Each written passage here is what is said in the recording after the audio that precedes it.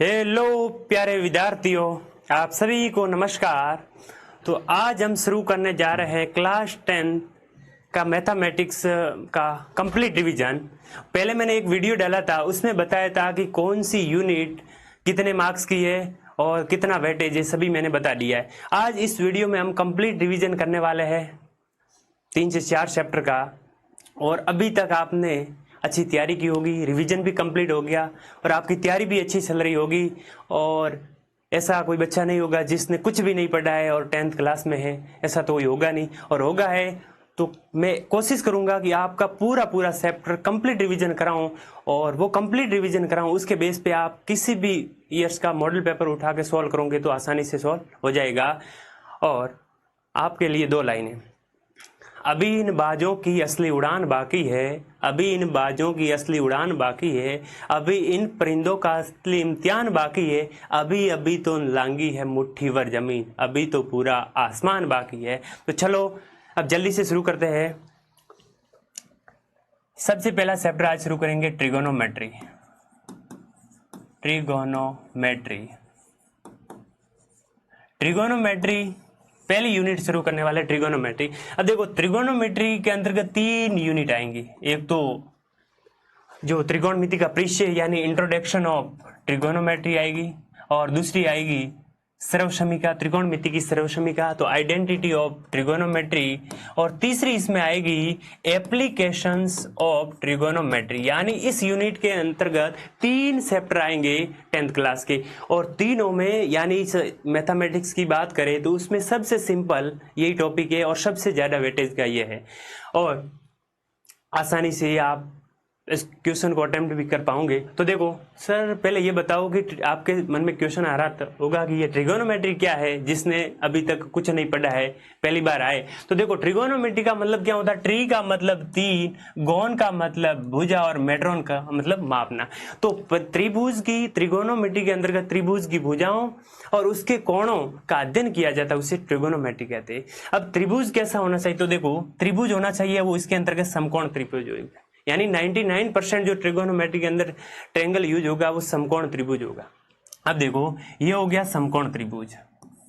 अब देखो, समकोण त्रिभुज में ये हो गया मान लो ए बी, और ये हो गया सी। इसमें ये कोण होता है वो 90 डिग्री का होता है, और सबसे बड़े कोण के सामने वाली भुजा होती है उसको कर्ण कहते हैं या हाइपोटेनस कहते हैं, या हाइपोटेनस कहते हैं। और जिस भुजा पर यानी ये समकोण डिग्री यानी इस बी बिंदु के लंबवत जो भुजा होती है 90 डिग्री पर, जो क्षैतिज रेखा के सापेक्ष, उसको कहते हैं लंब या परपेंडिकुलर। इसको कहेंगे लंब या परपेंडिकुलर।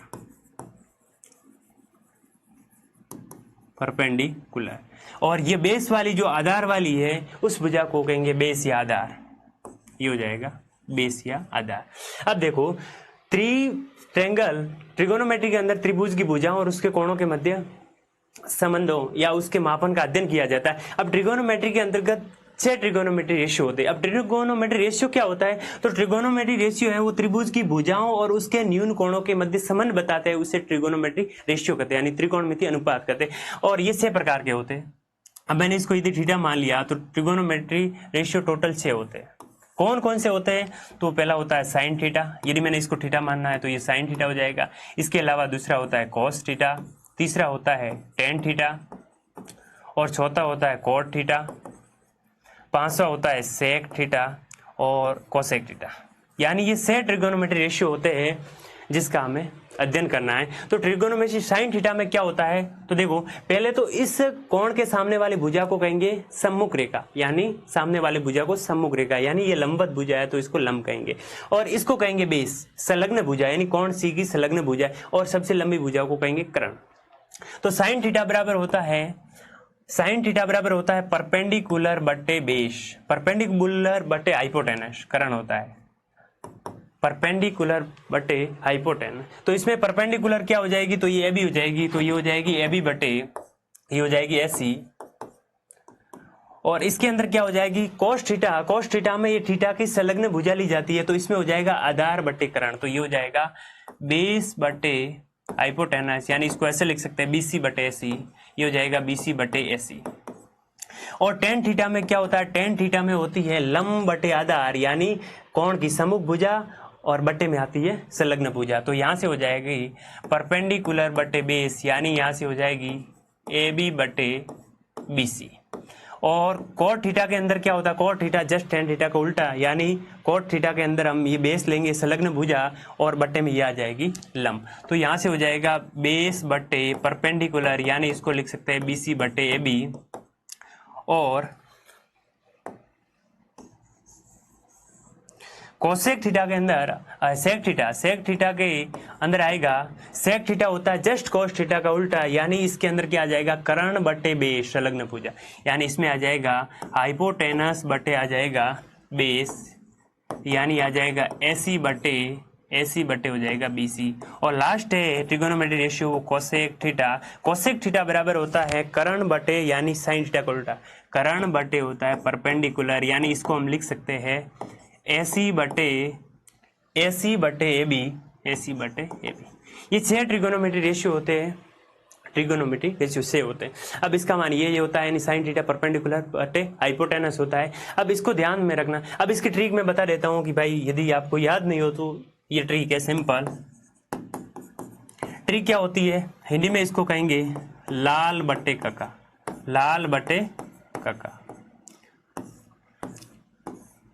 और इंग्लिश में इसको कहेंगे परपेंडिकुलर बेस परपेंडिकुलर, और ये हो जाएगा हाइपोटेनस बटे बेस हो जाएगा।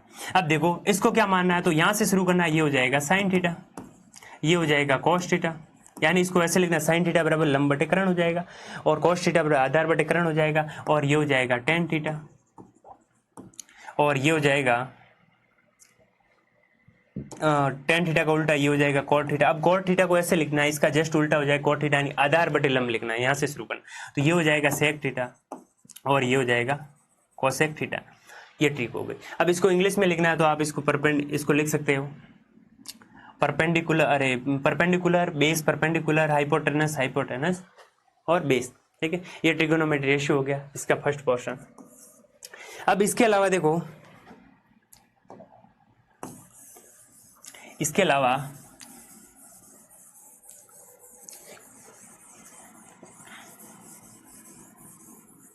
ट्रिगोनोमेट्री रेशियो के अंतर्गत कुछ आपको इसके अंतर संबंध ज्ञात करने, याद रखने, यानी एक दूसरे ट्रिगोनोमेट्री के मध्य इंटर रिलेशन क्या होते हैं। तो यहाँ दूसरा टॉपिक इसका है inter relation of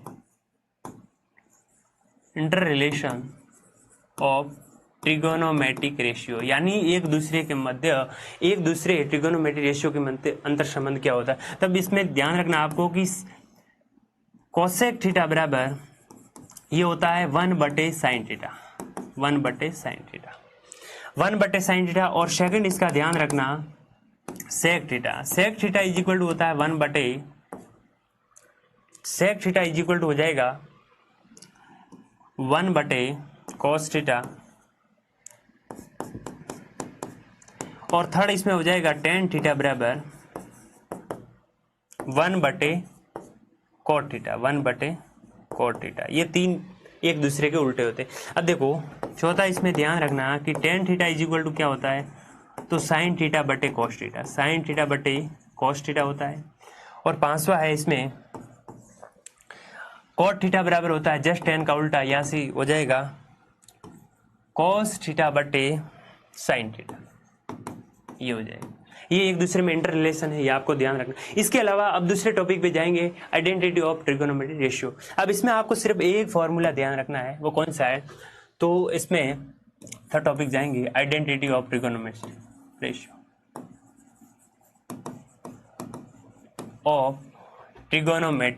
identity of trigonometric ratio. अब देखो इसमें यदि आपको एक पाइथागोरस थ्योरम याद है, पाइथागोरस थ्योरम या प्रमेय, इसका यूज हम समकोण त्रिभुज के लिए भुजाओं का मान ज्ञात करने के लिए करते हैं। तो ये क्या होती है, ये होती है कर्ण की स्क्वायर बराबर होती है आधार की स्क्वायर प्लस लंब की स्क्वायर। अब देखो इसमें इसको मैं ऐसे मान लूँ हाइपोटेनस की स्क्वायर बेस की स्क्वायर प्लस ये हो जाएगी परपेंडिकुलर की स्क्वायर। अब यदि यह आपको याद है तो त्रिगोनोमेट्री रेशियो की सर्व समीका है वो आसानी से आप याद कर सकते हो। अब देखो इस सर्व समीका में मैं कुछ नहीं करूंगा, एक एक करके इसमें से किसी एक पक्ष का मैं भाग दूंगा। जैसे मैंने इस पूरे समीकरण में कर्ण का भाग दे दिया, हाइपोटेनस का भाग दे दिया, तो यहाँ से समीकरण बन जाएगा एस स्क्वायर बटे एस स्क्वायर बराबर ये हो जाएगा बेस की स्क्वायर बटे हाइपोटेनस की स्क्वायर प्लस ये हो जाएगा परपेंडिकुलर की स्क्वायर बटे हाइपोटेनस की स्क्वायर। तो आपको पता है कि बेस से बेस कटेगा तो इसका मान 1 हो जाएगा, और इसको लिखेंगे परपेंडिकुलर, अरे बेस की स्क्वायर बटे हाइपोटेनस की स्क्वायर बराबर होता है, आपको पता है cos square theta, cos square theta, और इसका परपेंडिकुलर बटे यानी लंब बटे कर्ण का स्क्वायर होता है, लंब बटे कर्ण का स्क्वायर होता है साइन स्क्वायर थीटा। तो यह सर्व समीका नंबर फर्स्ट यहाँ से सिद्ध हो जाती है। और दूसरी में कुछ नहीं करना, अब दूसरी ये होगी फर्स्ट सर्व समीका। अब दूसरी इस सर्व समीका में यदि हमने बेस का भाग दे दिया, पूरे दोनों पक्षों में यदि हमने आधार का भाग दे दिया यानी बेस का भाग दे दिया, बेस स्क्वायर का, तो यहाँ से ये सर्व समीका ऐसे बन जाएगी, यहाँ से हो जाएगी हाइपोटेनस की स्क्वायर बटे बेस की स्क्वायर बराबर हो जाएगा बेस की स्क्वायर बटे बेस की स्क्वायर प्लस ये हो जाएगा परपेंडिकुलर की स्क्वायर बटे बेस की स्क्वायर। अब आपको पता है कि कर्ण की स्क्वायर बटे आधार की स्क्वायर बराबर होता है, कर्ण की स्क्वायर बटे आधार की स्क्वायर बराबर होता है sec square theta, sec square theta is equal to, ये बेस से बेस कटेगा तो इसका मान 1 हो जाएगा, प्लस परपेंडिकुलर बटे बेस की स्क्वायर बराबर होता है टेन स्क्वायर थीटा। तो यहाँ से सर्व समीका नंबर 2 आ जाएगी, ये सर्व समीका नंबर 2। अब तीसरी सर्व समीका कैसे आएगी, तो बस इसमें कुछ नहीं, बेस का आपने भाग दे दिया, कर्ण का आपने भाग दे दिया, पीछे बचा परपेंडिकुलर यानी लंब का इसमें पूरे में भाग दे दिया, तो यहाँ से बन जाएगी हाइपोटेनस की स्क्वायर बटे हो जाएगी ये परपेंडिकुलर या लंब की स्क्वायर इज इक्वल टू हो जाएगा बेस की स्क्वायर बटे ये हो जाएगा परपेंडिकुलर की स्क्वायर प्लस ये हो जाएगा परपेंडिकुलर स्क्वायर बटे परपेंडिकुलर की स्क्वायर। अब देखो हाइपोटेनस की स्क्वायर बटे परपेंडिकुलर स्क्वायर बराबर यानी कर्ण की स्क्वायर बटे लंब की स्क्वायर बराबर होता है cosec square theta, cosec square theta, और ये हो जाएगा बेस की स्क्वायर बटे परपेंडिकुलर की स्क्वायर बराबर होता है कॉट थीटा। तो ये हो जाएगा कॉट स्क्वायर थीटा प्लस 1। ये सर्व समीका नंबर हो गई 3।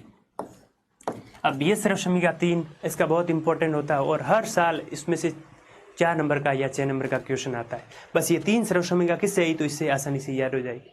अब देखो अब आगे क्या है, कुछ आपको ट्रिगोनोमेट्री रेशियो के कुछ विशिष्ट मान है उसको आप याद रखना है। तो देखो टॉपिक नंबर इसमें 4 हो जाएगा, ट्रिगोनोमेट्रिक रेशियो के सम स्पेसिफिक एंगल्स, यानी ट्रिगोनोमेट्री के कुछ विशिष्ट मान आपको याद रखने।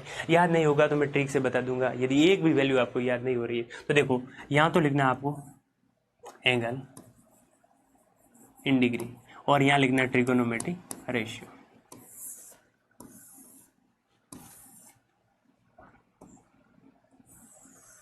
अब यहाँ हो जाएगा साइन थीटा, यहाँ हो जाएगा कॉस थीटा, यहाँ हो जाएगा टेन थीटा, यहाँ हो जाएगा कॉट थीटा, यहाँ हो जाएगा सेक थीटा, यहाँ हो जाएगा कोसेक थीटा। अब यहाँ हो जाएगा 0 डिग्री, यहाँ हो जाएगा 30 डिग्री, यहाँ हो जाएगा 45 डिग्री, यहाँ हो जाएगा 60 डिग्री और ये हो जाएगा 90 degree.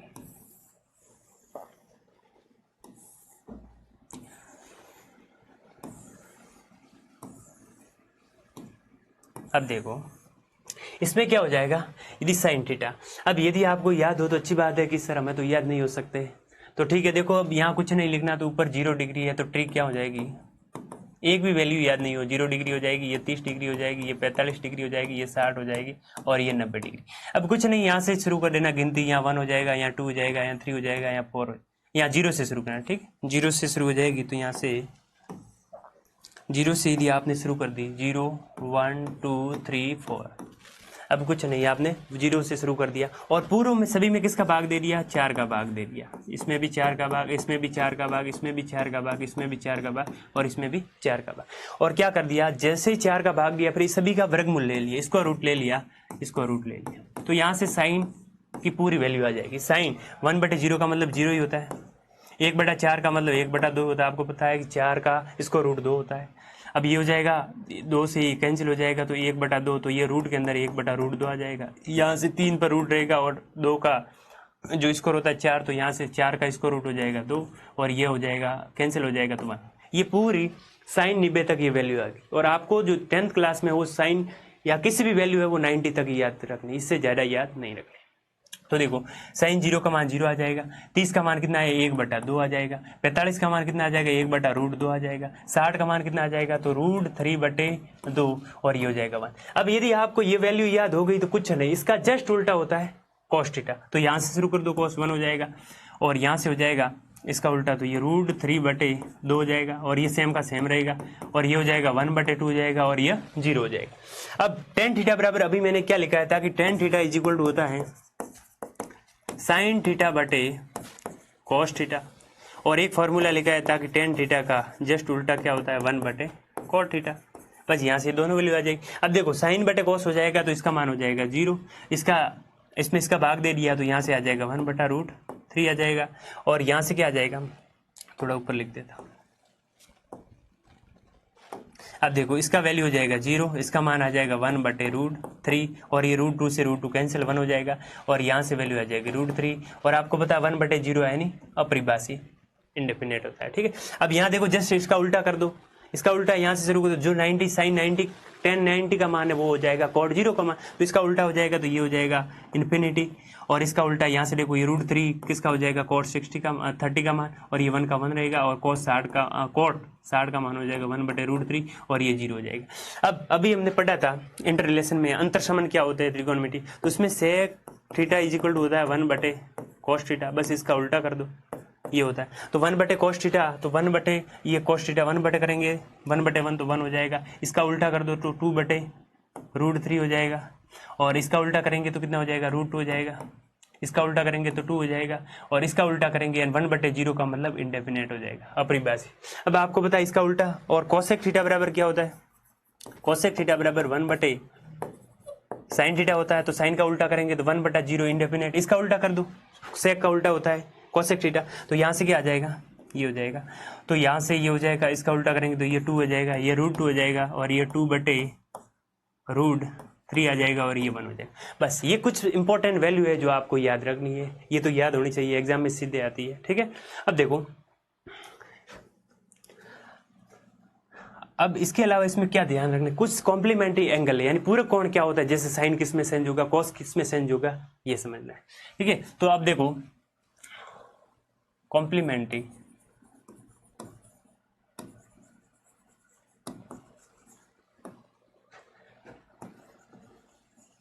Angles of trigonometric ratio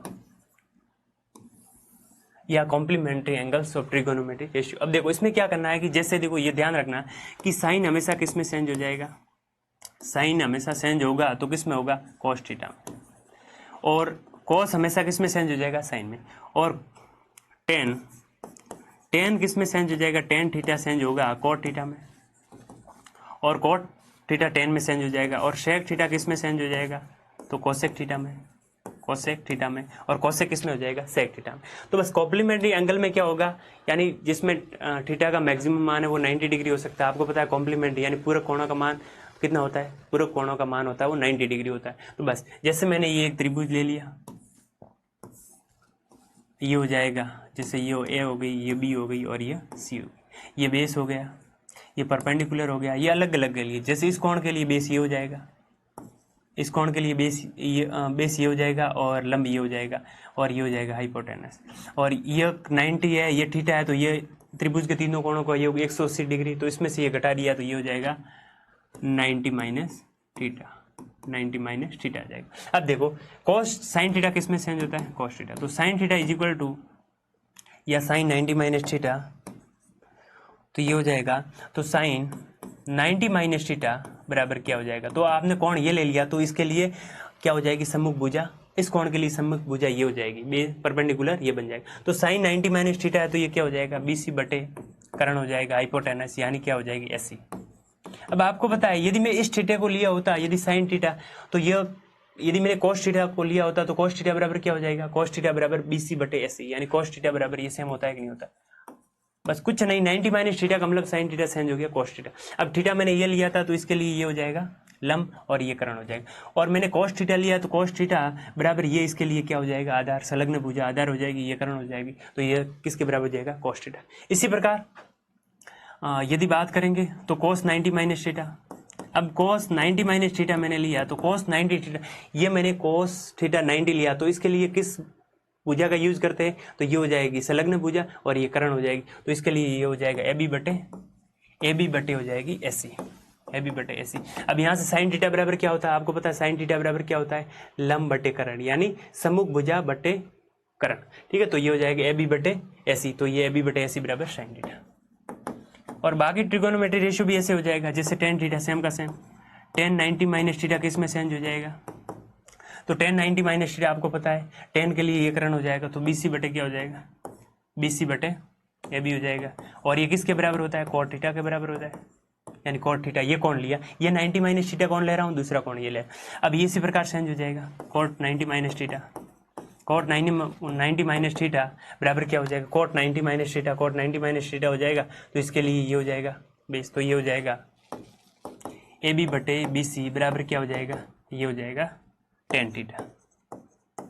इसी प्रकार पीछे वाला दो भी क्या हो जाएगा, सेक थीटा, सेक 90 माइनस थीटा, तो ये हो जाएगा सेक 90 माइनस थीटा किस में चेंज होगा, कोसेक थीटा, और कोसेक 90 माइनस थीटा किस में चेंज हो जाएगा, सेक थीटा। बस ये कुछ रिलेशन आपको याद रखना है, इसके अलावा इस चैप्टर में कुछ आपको याद नहीं रखना बस। अब देखो कुछ क्वेश्चन करते हैं PYQ की, कैसे कैसे क्वेश्चन आते, देखो क्वेश्चंस।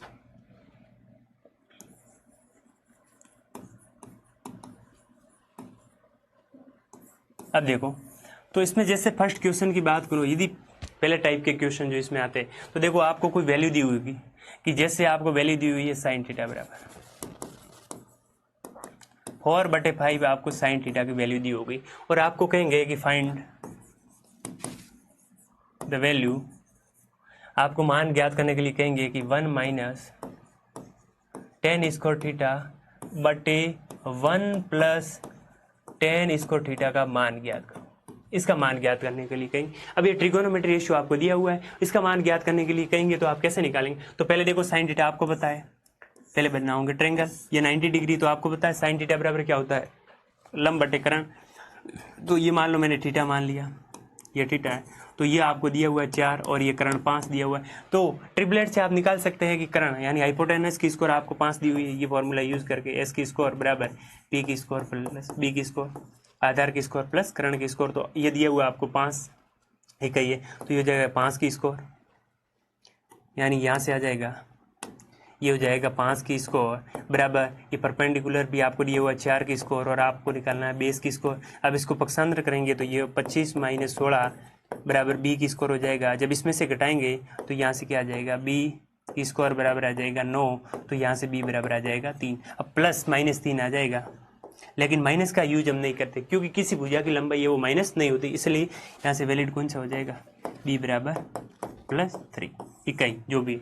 अब ये 3 आ जाएगी, ये भुजा कितनी आ गई 3। अब यहाँ से पहले टेन थीटा आपको पता है, टेन थीटा बराबर क्या होता है, तो टेन थीटा बराबर परपेंडिकुलर यानी लंब बटे आधार होता है, तो लंब का मान यहाँ कितना दिया हुआ है 4 और आधार का मान कितना दिया हुआ है 3। अब कुछ नहीं, ये वैल्यू यहाँ पुट करेंगे तो यहाँ से क्या आ जाएगा, तो यहाँ से आ जाएगा 1 माइनस टेन स्क्वायर थीटा बटे आ जाएगा 1 प्लस टेन स्क्वायर थीटा। तो यहाँ से कुछ नहीं, 1 माइनस कितना हो जाएगा 4/3 हो जाएगा, और 1 प्लस इसकी स्कोर करने, ठीक है भाई, इसको दिया हुआ स्कोर हो जाएगा, और 1 प्लस 4/3 की होल स्कोर हो जाएगी।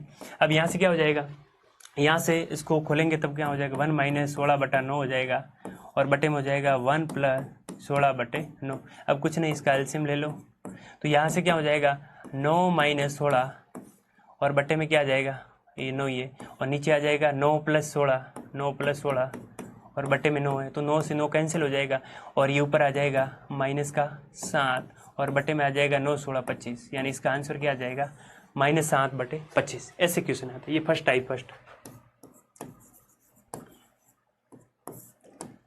अब दूसरे इसमें कैसे क्वेश्चन आएंगे, तो देखो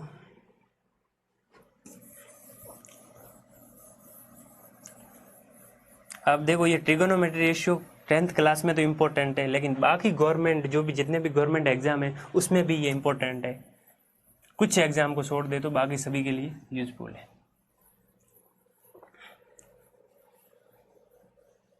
अब देखो इसके अंदर देखो, अब देखो दूसरे टाइप का क्वेश्चन। अब आपको दिया होगा कि जैसे कोई कोण दिया हो, क्वेश्चन नंबर, यदि आपको ऐसे दिया हुआ है a प्लस बी, आपको दिया होगा a plus B sine a plus B बराबर आपको दिया हुआ है साइन a माइनस बी, लिख देते हैं sine a minus B is equal to आपको दिया हुआ 1/2 एंड और आपको दिया हुआ है cos a plus B is equal to दिया हुआ है आपको 1/2, देन यहाँ पर आपको गिवन है कि जो थीटा की वैल्यू है या a प्लस बी की वैल्यू है वो 0 से तो बड़ी होगी और 90 के बराबर या उससे छोटी होगी, और कंडीशन दी हुई है इफ कि a greater than A B, यानी a b से बड़ा है, तो आपको फाइंड करना है a एंड b की वैल्यू आपको ज्ञात करनी। ये दूसरे टाइप का क्वेश्चन है, ये 2-3 बार आया हुआ। अब देखो अभी कॉम्प्लीमेंट्री एंगल पढ़े थे तो आपको पता है कि हाँ तो सीधा हो जाएगा, तो साइन सॉल्यूशन क्या हो जाएगा, तो साइन a माइनस बी बराबर ये 1/2 दिया हुआ है। अब 1/2 वैल्यू साइन में किसकी होती है, तो आपको पता है कि साइन 30 डिग्री इज इक्वल होता है 1/2। अब यहाँ पर पुट कर दो 1/2 की जगह, तो यहाँ से क्या आ जाएगा, यहाँ से हो जाएगा sine a minus B is equal हो जाएगा साइन 30 डिग्री, और साइन से साइन हटा दिया तो यहाँ से a माइनस बी बराबर 30 डिग्री, यहाँ से आ जाएगा समीकरण नंबर 1। अब दूसरा इसमें यहाँ से क्या हो जाएगा, दूसरे इसको देखेंगे तो यहाँ से क्या हो जाएगा कॉस a प्लस बी बराबर आपको पता है क्या दिया हुआ है, कॉस a प्लस बी बराबर दिया हुआ है 1/2। अब आप इसको कैसे लिखेंगे, तो आपको पता है कि कॉम्प्लीमेंट्री एंगल में क्या होता है कि cos 90 minus a plus B is equal to होता है कॉस साइन थीटा, साइन में साइन जो जाता है, तो यहाँ से क्या हो जाएगा, तो ये देखो यहाँ से हटेगा तो क्या आ जाएगा, इसको ऐसे में लिख सकता हूँ साइन, इसको साइन में कन्वर्ट करूँगा तो ये ऐसे हो जाएगा इस फॉर्मूले से, तो ये हो जाएगा साइन a प्लस बी हो जाएगा, सॉरी ये हो जाएगा साइन a प्लस बी हो जाएगा। अब यहाँ से क्या हो जाएगा, तो साइन 90 माइनस, और इसका उल्टा हो जाएगा तो ये ऐसे हो जाएगा साइन 90 माइनस थीटा हो जाएगा, तो ऐसे हो जाएगा, यानी कॉस a प्लस बी बराबर हम लिख सकते हैं sine 90 minus a plus B, ये हो जाएगा। ठीक है, तो यहाँ से 90 minus a plus B is equal to हो जाएगा, ये साइन में साइन करेंगे तो साइन 30 का मान हो जाएगा, यहाँ से क्या हो जाएगा साइन 30 का मान। आप कॉस से भी कर सकते हो, ये हो जाएगा साइन 30 के बराबर, तो यहाँ से साइन हटेगा तो ये हो जाएगा 90 minus a plus B is equal to हो जाएगा 30 डिग्री, तो यहाँ से इधर जाएगा तो ये 90 माइनस 30 डिग्री, ये बराबर से पहले आएगा तो माइनस हो जाएगा, ये हो जाएगा a प्लस बी, तो यहाँ से क्या आ जाएगा a प्लस बी बराबर हो जाएगा 60 डिग्री। आप इसको ऐसे भी कर सकते हैं कॉस, यानी कॉस 60 का मान ये होता है तो कॉस से कॉस कैंसिल करके वो भी कर सकते हैं। ये समीकरण हो गया 2। अब समीकरण 1 और 2 को जोड़ेंगे तो क्या हो जाएगा, समीकरण 1 और 2 को जोड़ेंगे तो यहाँ से 1 और इक्वेशन 1 + 2 करने पर यहाँ से क्या हो जाएगा, दोनों को जोड़ा तो यहाँ से क्या हो जाएगा 2a हो जाएगा, b से b कैंसिल हो जाएगा, तो 2a बराबर 90 डिग्री हो जाएगा, तो a बराबर हो जाएगा 45 डिग्री। अब a का मान आ गया 45 डिग्री। अब a की वैल्यू रख दो किसी एक समीकरण में, मान लो इसमें रख दी या इसमें रख दो, दूसरे में रख दी,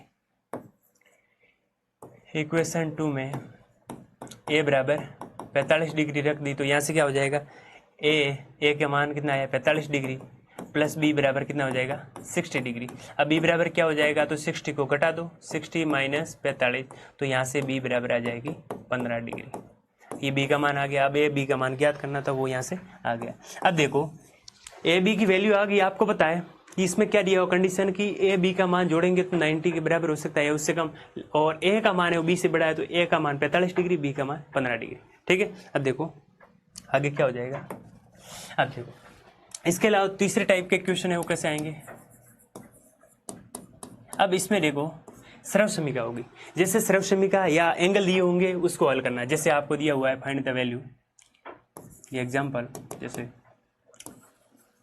कोस 30 का मान 30 डिग्री बटे यहाँ हो जाएगा सेक 30 डिग्री प्लस कोसेक 30 डिग्री।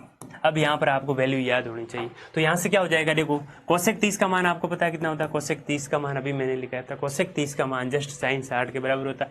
तो कोसेक 30 का मान होता है √3/2 और सेक 30 का मान जस्ट इसका उल्टा हो जाएगा, कितना हो जाएगा, तो ये हो जाएगा 2/√3। और कोसेक 30 का मान आपको पता है, कोसेक 30 का मान यानी 2 हो जाएगा। साइन 30 का मान होता है 1/2, इसका उल्टा हो जाएगा। अब इसमें एलसीएम ले लो और काट दो, तो यहाँ से क्या हो जाएगा, ऊपर तो √3/2 और बटे में यहाँ हो जाएगा एलसीएम लिया तो नीचे हो जाएगा √3 और यहाँ हो जाएगा 2 + 2√3 ये हो जाएगा। यहाँ से क्या हो जाएगा, रूट इसका गुणा इसके साथ हो जाएगा, इसका गुणा इसका गुणा हो जाएगा, इसका गुणा इसके साथ हो जाएगा और इसका गुणा इसके साथ हो जाएगा। तो यहाँ से क्या हो जाएगा, तो √3 × √3 हो जाएगा √3 × √3 और बटे में हो जाएगा 2 + 2√3। अब ऊपर हो जाएगा 3 और नीचे इसमें से भी कॉमन आ जाएगा 2, तो ये हो जाएगा 4 और 1 + √3। अब ये भी सही है और आगे करना हो तो रेशनलाइजेशन करना है ना, यानी प्रीमेयकरण। तो ऊपर नीचे किससे गुणा करना है, 1 - √3 से ऊपर नीचे गुणा करके इसको हल करेंगे तो भी हो जाएगा, यानी इसको आगे करना है, ये भी सही है। और आगे करना है तो इसको ऐसे कर देना 3/4 ये हो जाएगा 1 + √3 और ऊपर नीचे गुणा करना है 1 - √3 बटे हो जाएगा 1 + √3। अब यहाँ से a प्लस b माइनस, ठीक है ओके, यहाँ से हो जाएगा 1 - √3।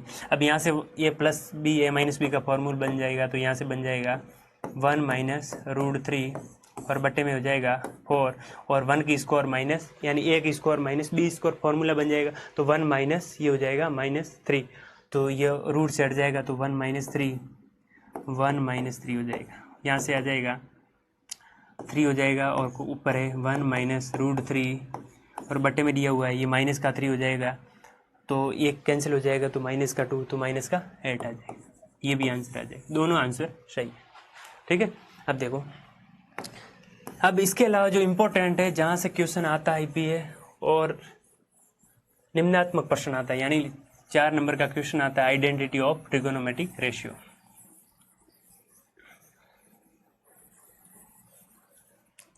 अब देखो, अब यहाँ पर जो इस प्रकार के क्वेश्चन आएंगे, जैसे से आपको दिया होगा 9 sec square theta -9 tan square theta, सीधा सर्व समीका के बेस पर है। तो यहाँ से आप मान सकते हैं कि इसकी वैल्यू क्या होगी। तो आपको पता है कि ये 9 कॉमन ले लिया, तो जैसे ही कॉमन ले लिया तो आपको पता है sec स्क्वायर थीटा और -tan स्क्वायर थीटा। अब आपको सर्व समीका से पता है कि इसका मान 1 होता है। कैसे, जैसे मैंने 3 सर्व समीका लिखाई थी, sign square theta plus cos square theta = 1 था, दूसरी थी tan स्क्वायर थीटा प्लस 1 बराबर थी सेक स्क्वायर थीटा, और तीसरी थी कॉट स्क्वायर थीटा प्लस 1 = थी कोसेक स्क्वायर थीटा। ये 3 सर्व समीका थी। अब देखो ये वैलिड है कब, जब थीटा का मान है वो 0 डिग्री के बराबर हो या 0 डिग्री से बड़ा हो और 90 डिग्री के बराबर हो या 90 से बड़ा, जब ये और इस कंडीशन में क्या आपको पता है कि सेक tan 90 का मान क्या होता है, अपरिभाषित होता है। तो यहाँ 0 डिग्री तो वैलिड हो जाएगा थीटा, लेकिन 90 डिग्री इसमें शामिल नहीं होगा, तो ये इसके लिए वैलिड हो जाएगी। और तीसरी सर्व समीका में देखो 0 डिग्री वैलिड नहीं होगा, क्योंकि कोसेक 90 का 0 डिग्री का मान इनफाइनाइट होता है, तो ये 0 से बड़ा होगा थीटा और 90 इसमें शामिल हो सकता है, ठीक है, ये इसके लिए वैलिड। अब देखो ये tan स्क्वायर थीटा बराबर ये दी हुई, तो इसमें से यदि मैंने इसको पक्षांतर कर दिया तो ये सर्व समीका क्या बन जाएगी, इसको मैं ऐसे भी लिख सकता हूँ कि 1 = सेक स्क्वायर थीटा माइनस हो जाएगी tan स्क्वायर थीटा, ये दोनों इक्वल होती है। तो ये ऐसे दी हुई है तो इसका मान 1 हो जाएगा, तो यहाँ से 9 × 1 यानी इसका आंसर आ जाएगा 1। ऐसे भी क्वेश्चन आते हैं। अब देखो, अब आगे क्या हो जाएगा, अब क्वेश्चन दूसरा क्या है जो सिद्ध करने वाले क्वेश्चन है, प्रूव दैट, वो क्या हो जाएगा, प्रूव दैट, सिद्ध कीजिए, ये क्वेश्चन आते हैं। अब देखो इसमें आपको क्या करना है कि जैसे आपको क्वेश्चन दिया हुआ है कि sine theta plus cosec square theta sine theta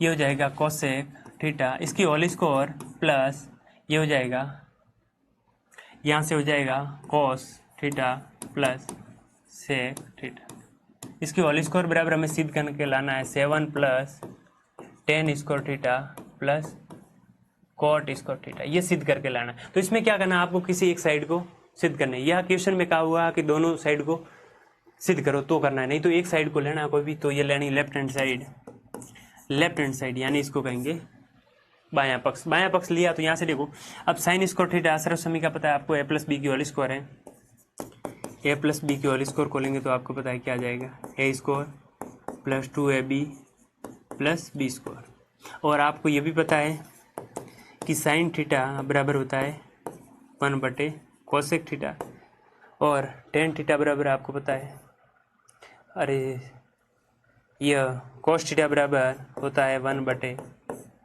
sec theta. और इसमें दो सर्वसमी का होगी यूज, वो देखो अभी मैंने लिखा थी। तो यहाँ से देखो इसको खोलेंगे तो यहाँ से क्या हो जाएगा, यहाँ से हो जाएगा sine square theta plus 2 sine theta into cos theta plus हो जाएगा कोसेक स्क्वायर कोसेक थीटा, ये हो जाएगा कोसेक स्क्वायर थीटा। इसके होल स्क्वायर खोलेंगे तो ये भी हो जाएगा cos square theta plus 2 cos theta into sec theta और प्लस हो जाएगी सेक स्क्वायर थीटा। अब देखो यहाँ से साइन स्क्वायर ये हो जाएगा 2 साइन थीटा कोसेक थीटा, अभी मैंने कहा एक दूसरे का उल्टा होता है, ये दोनों आपस में कैंसिल हो गए, इसका मान हो जाएगा 1, ये दोनों आपस में कैंसिल हो गए, इसका मान हो जाएगा 1। और आपको पता है कि कॉस स्क्वायर थीटा और साइन स्क्वायर थीटा सर्वसमीका से इसका मान होता है 1, ठीक है, सर्वसमीका से, यानी sign square theta plus cos square theta बराबर होता है 1। अब यहाँ पर पुट कर दिया, यहाँ से इसका मान हो गया 1 प्लस ये हो जाएगा 2 इंटू 1 प्लस ये भी हो जाएगा 2 इंटू 1। अब देखो यहाँ पीछे क्या बचा, यहाँ बचा कोसेक स्क्वायर थीटा प्लस ये हो जाएगा सेक स्क्वायर थीटा, ठीक है। अब ये 2 और 2 4 और ये हो गया 5, तो यहाँ से ये हो गया 5, तो पहले से प्लस आपको पता है कि कोसेक स्क्वायर सर्वसमीका 2 और 3 से क्या हो जाएगा, कोसेक स्क्वायर बराबर होता है 1 प्लस कॉट स्क्वायर थीटा और सेक स्क्वायर बराबर होता है 1 प्लस टेन स्क्वायर थीटा। अब यहाँ से इस सभी को जोड़ा तो 5 6 और 7 हो जाएगा, 7 प्लस हो जाएगा ये tan square theta plus cot square theta, और ये हमें सिद्ध करके लाना था जो दिया हुआ है राइट हैंड साइड के। ये सिंपल ऐसे क्वेश्चन आते हैं 2 और 4 नंबर के, 2 नंबर के 2 क्वेश्चन आते हैं एकदम सिंपल। और लास्ट क्वेश्चन इस चैप्टर का है, फिर ये पूरा रिवीजन हो जाएगा। तो देखो क्वेश्चन अब ये दिया हुआ है कि sine theta minus 2 sine cube theta बट्टे में दिया हुआ आपको 2 cos cube theta minus cos theta, इसको सिद्ध करके लाना आपको टेन थीटा, ये सिद्ध करके लाना। तो अब देखो इसमें जो दाया पक्ष दिया हुआ है उसको हल करेंगे तो क्या हो जाएगा, पहले आपको इसमें कॉमन भाग दिया होगा दाया पक्ष, इसमें कॉमन भाग आपको दिया हुआ है कि साइन ऊपर भी कॉमन नीचे कॉस कॉमन है, तो दोनों को कॉमन ले लो। तो ऊपर से मैंने साइन को कॉमन ले लिया, पीछे क्या बचा 1 माइनस 2 साइन स्क्वायर थीटा, और बट्टे में नीचे से कॉमन ले लिया मैंने कॉस थीटा, और अंदर क्या बचा, तो अंदर बचा 2 कॉस स्क्वायर थीटा माइनस 1, ये कॉमन बचा। अब देखो 1 बराबर आपको पता है सर्वसमीका 1 से क्या हो जाएगा कि sine square theta plus cos square theta is equal to होता है 1, ये सर्वसमीका 1 से। तो यहाँ पर पुट कर दो 1 की जगह, तो यहाँ से ऊपर तो ये हो जाएगा साइन थीटा और कोष्टक के अंदर हो जाएगा 1 की जगह मैंने लिख दिया कॉस स्क्वायर थीटा प्लस हो जाएगा sine square theta minus 2 sign square theta, और बट्टे में भी सेम लिख दो 1 की जगह, तो ये हो जाएगा कॉस थीटा और ये हो जाएगा 2 कॉस स्क्वायर थीटा माइनस कोष्टक के अंदर हो जाएगा sine square theta plus cos square theta ठीक है। अब यहाँ से पता है आपको cos square sine square plus का 1 है माइनस के 2, तो ये कैंसिल हो जाएगा, माइनस का 1 बचेगा, तो यहाँ से हो जाएगा साइन थीटा, यहाँ से ऊपर हो जाएगा कॉस स्क्वायर थीटा माइनस एक प्लस वाला हट गया तो माइनस का साइन स्क्वायर थीटा बच जाएगा, और बटे में हो जाएगा कॉस थीटा, और यहाँ हो जाएगा 2 कॉस स्क्वायर, तो इसमें माइनस से गुणा हो जाएगा, प्लस माइनस माइनस दोनों माइनस के हो जाएंगे, और माइनस का कॉस स्क्वायर प्लस से कैंसिल हो जाएगा, पीछे ये कॉस स्क्वायर थीटा बचेगा और ये माइनस का साइन स्क्वायर थीटा बच जाएगा। अब ये दोनों वैल्यू आपस में कैंसिल हो जाएगी, पीछे साइन बटा 10, और मैंने लिखा था कि साइन थीटा बटे कॉस थीटा का अंतर संबंध होता है, एक दूसरे के मध्य रिलेशन होता है, वो tan थीटा के बराबर हो जाएगा, और ये हमें सिद्ध करके लाना। ठीक है, अब देखो, अब एक क्वेश्चन आपको उम्र के लिए मैं दे देता हूँ जो आपको करके कमेंट में बताना है। तो देखो, यानी 1 प्लस tan स्क्वायर थीटा बटे 1 प्लस कॉट स्क्वायर थीटा, इसको भी सिद्ध करके आपको, और ये भी दोनों पक्ष को सिद्ध करना है। यहाँ है 1 माइनस tan थीटा बटे 1 माइनस कॉट थीटा, इसकी होल स्क्वायर, और इस दोनों को सिद्ध करके आपको लाना है tan स्क्वायर थीटा। इस दोनों पक्षों को हल करके ये लाना है, ये आपके लिए होमवर्क क्वेश्चन है। अब देखो, ये ट्रिगोनोमेट्री रेशियो के पहले 2 चैप्टर थे, यानी त्रिकोणमिति का जो परिचय था वो भी कंप्लीट हो गया, और आइडेंटिटी ऑफ ट्रिगोनोमेट्री रेशियो सर्व समीकरण थी वो कंप्लीट हो गया। ये 6 नंबर का चैप्टर था, और इसका दूसरा भाग है, यानी ट्रिगोनोमेट्री का उपयोग कहाँ कहाँ होता है। तो एप्लीकेशन ऑफ ट्रिगोनोमेट्री रेशियो, जैसे ऊंचाई निकालने के लिए, डिस्टेंस निकालने के लिए, 2 वस्तुओं या 2 नदियों के बीच इसका यूज़ किया जाता है। तो पहले समय में इसका यूज़ किया जाता था, जैसे नेविगेशन में यूज़ किया जाता था, सैटेलाइट या ग्रह उपग्रहों के मध्य की दूरी का आकलन करने के लिए इस ट्रिगोनोमेट्री का यूज़ किया जाता था। लेकिन जो आपको इसमें ध्यान रखना है कि एप्लीकेशन ऑफ ट्रिगोनोमेट्री रेशियो में इसका यूज़ करते हैं हाइट एंड डिस्टेंस निकालने के लिए, हाइट एंड डिस्टेंस निकालें, ऊंचाई और दूरी ज्ञात करने। देखो, इसमें क्या करना है, जैसे एक तो होता है इसमें एंगल ऑफ एलिवेशन, एलिवेशन यानी उन्नयन कोण,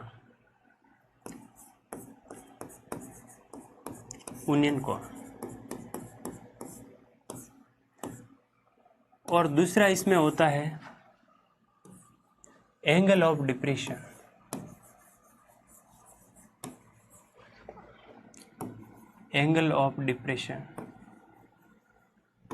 यानी इसको कहेंगे अवनमन कोण।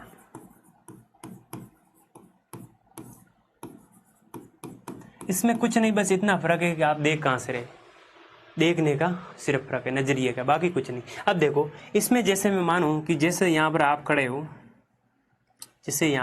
मान लो, और यहाँ स्कूल में 2nd फ्लोर पर आपके क्लास की कोई छात्रा खड़ी है, और इसको आप देखने के लिए अपने आंखों के साथ जो कोण बनाते हैं, इस छात्रा को देखने के लिए जो आपने कोण बनाया है, इस छात्रा को देखने के लिए अपने आंखों के साथ जो कोण बनाए, मान लो आपने थीटा कोण बनाया, तो आंखों से जाने वाली ये रेखा, और यहाँ पर कोई भी छात्रा खड़ी है, उसको देखने के लिए आपने आंखों को जितना ऊपर उठाया, तो इसको तो कहेंगे क्षैतिज रेखा, क्षैतिज तल यानी हॉरिजॉन्टल प्लेन। और यह जो रेखा होती है इसको लाइन ऑफ साइट कहेंगे, लाइन ऑफ साइट यानी दृष्टि रेखा। जो आप देख रहे हो, दृष्टि रेखा का मतलब जहां से आप किसी चीज को देख रहे हैं, तो आंखों के द्वारा उस वस्तु को देखने के मध्य की जो दूरी होती है उसको कहेंगे दृष्टि रेखा। ठीक है, तो यह कौन होगा, उसको कहेंगे एंगल ऑफ इलेवेशन यानी उन्नयन कोण कहेंगे। ठीक है, अब देखो, और दूसरा होता है सिर्फ ये, इसमें क्या हो गया कि अब यदि आपने क्लास में टॉप कर दिया तो आपके नंबर आएंगे अच्छे, ये तो 90 डिग्री हमेशा होता है। अब आपने क्लास में टॉप कर दिया तो जो ये तो होगी, ये मान लो यहाँ पर लड़की खड़ी है, तो इसको तो कहेंगे हॉरिजॉन्टल लाइन। ठीक है, और अब आप जा रहे हैं, आपको कौन देख रही है, लड़की देख रही है आपके क्लास की, क्योंकि आप टॉपर हो, पढ़ने में होशियार हो। तो जो ये कौन बनेगा, इस जो लड़की के जो क्षैतिज रेखा के साथ और जो दृष्टि रेखा उसके साथ जो कोण बनेगा उसको कहेंगे थीटा, और इसको कहेंगे एंगल ऑफ डिप्रेशन, अवनमन कोण, बस सिर्फ। और वैसे तो ये कोण और ये कोण आपस में बराबर होंगे, क्योंकि दो समांतर रेखाओं को यदि कोई तीसरी रेखा काटती है और तीसरी रेखा इसमें होगी दृष्टि रेखा, जिससे आप देख रहे हैं, तो ये हो जाएगी जेड बन जाएगा और ये एकांतर कोण आपस में बराबर हो जाएंगे, ये सेम। अब जैसे ये कोई टावर होता, टावर, तो इसकी हाइट एस होती, इसकी हाइट एच है और यहाँ पर कोई दूरी मान लो आपको दी होती, मान लो एक्स दूरी, तो इसका मान कैसे ज्ञात करते? तो आपको पता है ये और ये तो पता है, लेकिन ये पता नहीं, तो कौन से ट्रिगोनोमेट्री रेशियो का यूज करोगे? तो यहाँ आप यूज कर सकते हैं टेन का यूज कर सकते हैं, कॉट का भी यूज कर सकते हैं। तो यहाँ से पता है आपको टेन थीटा बराबर क्या होता है? परपेंडिकुलर बटे बेस होता है। परपेंडिकुलर यहाँ हाइट दी हुई एच दी हुई है और यहाँ बेस दिया हुआ है एक्स दिया हुआ है, तो यहाँ से आप एस थीटा की वैल्यू, इसमें से देखो आपको 3 वैल्यू में से 2 वैल्यू आपको दी होगी और तीसरा ज्ञात करना है। बस ये दोनों इसमें है कि आप कैसे देख रहे हैं किसी चीज को, उस पर डिपेंड कर रहा है। अब देखो इसमें क्वेश्चन कैसे कैसे आते हैं, तो देखो इसमें टाइप फर्स्ट,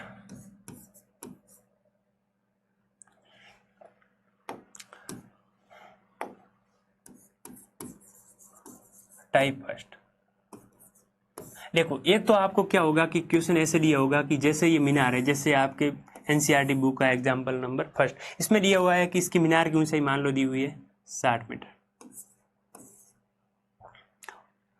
इसकी ऊंचाई 60 मीटर दी हुई जो भी इससे रिलेटेड, और ये कोण दिया हुआ मान लो आपको 30 मीटर, और आपको निकालना है कि जहां से आप खड़े इस मीनार को देखने के लिए आपने अपने सिर को 30 डिग्री से ऊपर उठाया, यानी यूनियन कोण इस मीनार के शिखर के साथ बन रहा है वो 30 डिग्री का, और इसकी हाइट दी हुई है वो 60 मीटर है मीनार की। तो आपको पता है कि आप खड़े हो उस बिंदु, मान लो ए बिंदु पर खड़े हो, ए से बी बिंदु के बीच की आपको डिस्टेंस निकालनी है, इसको मैंने एक्स मान ली, ये आपको फाइंड करनी। अब इसको तो हाइट कहेंगे, ये हाइट हो गई, ये होगी 20 की दूरी होगी। अब देखो ये किसी लंबवत दूरी को हम क्या कहेंगे? ऊंचाई कहेंगे, कितनी ऊंची है ऊंचाई कहेंगे, लेकिन इसको हम क्या कहेंगे? इसको ज्ञात करने के लिए आपको कहेगा कि सीढ़ी की लंबाई निकालो, जो करण है सीढ़ी की लंबाई,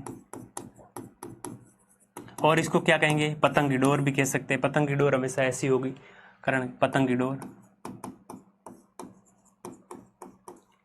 पतंग की डोर, या आप निकालो करण। तो यह इस प्रकार के यदि नाम दिए जाए, कुछ कहा नहीं जाए और नाम ये दिया हो जाए, तो आपको समझना है कि किसका निकालने कह रहा है? करण का, यानी ये करण सबसे बड़ी भुजा का मान निकालने के लिए कह रहा है। और यदि आपको दोनों स्थानों के बीच की दूरी निकालने के लिए कहे तो ये हो जाएगा आधार, ए और बी के बीच की दूरी। यदि वो कितना ऊंचा है, पेड़ कितना ऊंचा है, मीनार कितना ऊंचा है, भवन कितना ऊंचा है, तो इसकी ऊंचाई ज्ञात करने के लिए कहे तो हमेशा ये लेना है लंब, धरती से लंबवत ऊंचाई, ठीक है, और ये हो जाएगी दूरी।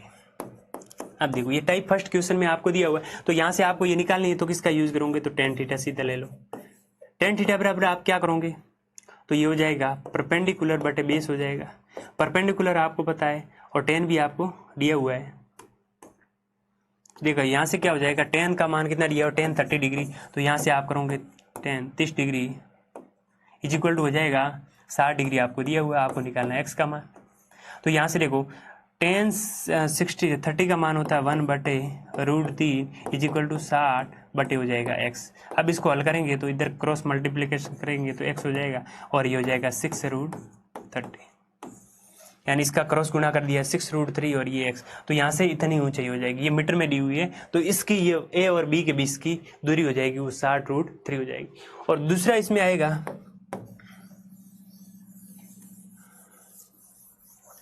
और टाइप नंबर सेकंड में क्या हो जाएगा?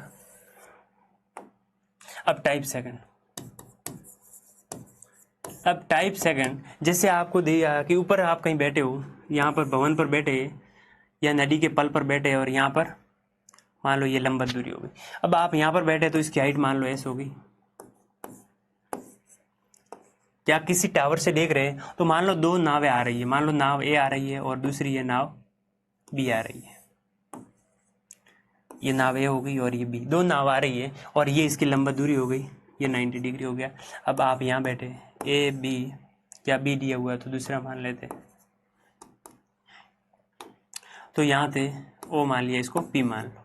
अब देखो यहाँ से दोनों नाव आ रही है, लेकिन यह आपको दिखाई कैसे देख रही है कि इस दोनों नावों का जो कोण है वो टोटल कोण कितना हो जाएगा? पूरे कोणों का मान, यानी ये कोण थीटा है, इस दोनों नावों के बीच जो कोण बन रहा है ये थीटा है, तो ये 90 माइनस थीटा, यानी इस दोनों नावों के द्वारा बनाए गए कोण का मान है पूरे कोण के योग के बराबर है। तो आपको बताना इसकी दूरी मान लो आपकी दी होगी, एक्स दूरी दी हुई है इस नाव के बीच की, इस पी बिंदु से, और इस नाव की दूरी दी हुई है, वो y दूरी दी हुई। तो आपको इसके मध्य संबंध बताना है कि इसमें संबंध क्या होगा। दूसरे टाइप का क्वेश्चन ऐसे हो सकता है, ये कितना भी हो सकता है, ये 30 हो सकता है, ये 60 हो सकता है, ये फर्स्ट नाव है, ये दूसरी नाव है, तो इसके मध्य की दूरी निकाल दी होगी आपको और ये निकालना है, या दी हुई होगी, ये दी होगी और y आपको निकालना है। तो यहाँ से क्या हो जाएगा, तो पहले देखो इसमें tan थीटा लेंगे तो क्या हो जाएगा tan थीटा। ये आपके कोण को ऐसे भी मान सकते हो यूनियन कोण से कि ये बना रहा है इसके साथ थीटा कोण और ये बना रहा है 90 माइनस थीटा अवनमन कोण। एंगल ऑफ डिप्रेशन से भी आप कर सकते हो कि ये दोनों का योग है वो किसके बराबर है, एक कॉम्प्लीमेंट्री एंगल के बराबर है। अब देखो tan थीटा बराबर क्या हो जाएगा, परपेंडिकुलर बटे बेस हो जाएगा यहाँ से, और यहाँ से आपको दिया हुआ है तो परपेंडिकुलर यहाँ पर आपको दिया हुआ है tan, इस थीटा को मैं ये दिलूंगा तो यहाँ से क्या हो जाएगा, ये s हो जाएगा बटे y हो जाएगा, ये पूरी दूरी y, ठीक है। तो यहाँ से समीकरण एक बन जाएगा कि tan थीटा इज इक्वल हो जाएगा h बटे y, इसको एक मान लिया समीकरण। अब दूसरा इसमें दिया हुआ है tan 90 माइनस थीटा दूसरे त्रिभुज में, यानी पहले मैंने त्रिभुज इंटेंगल कौन सा लूंगा, ओ पी बी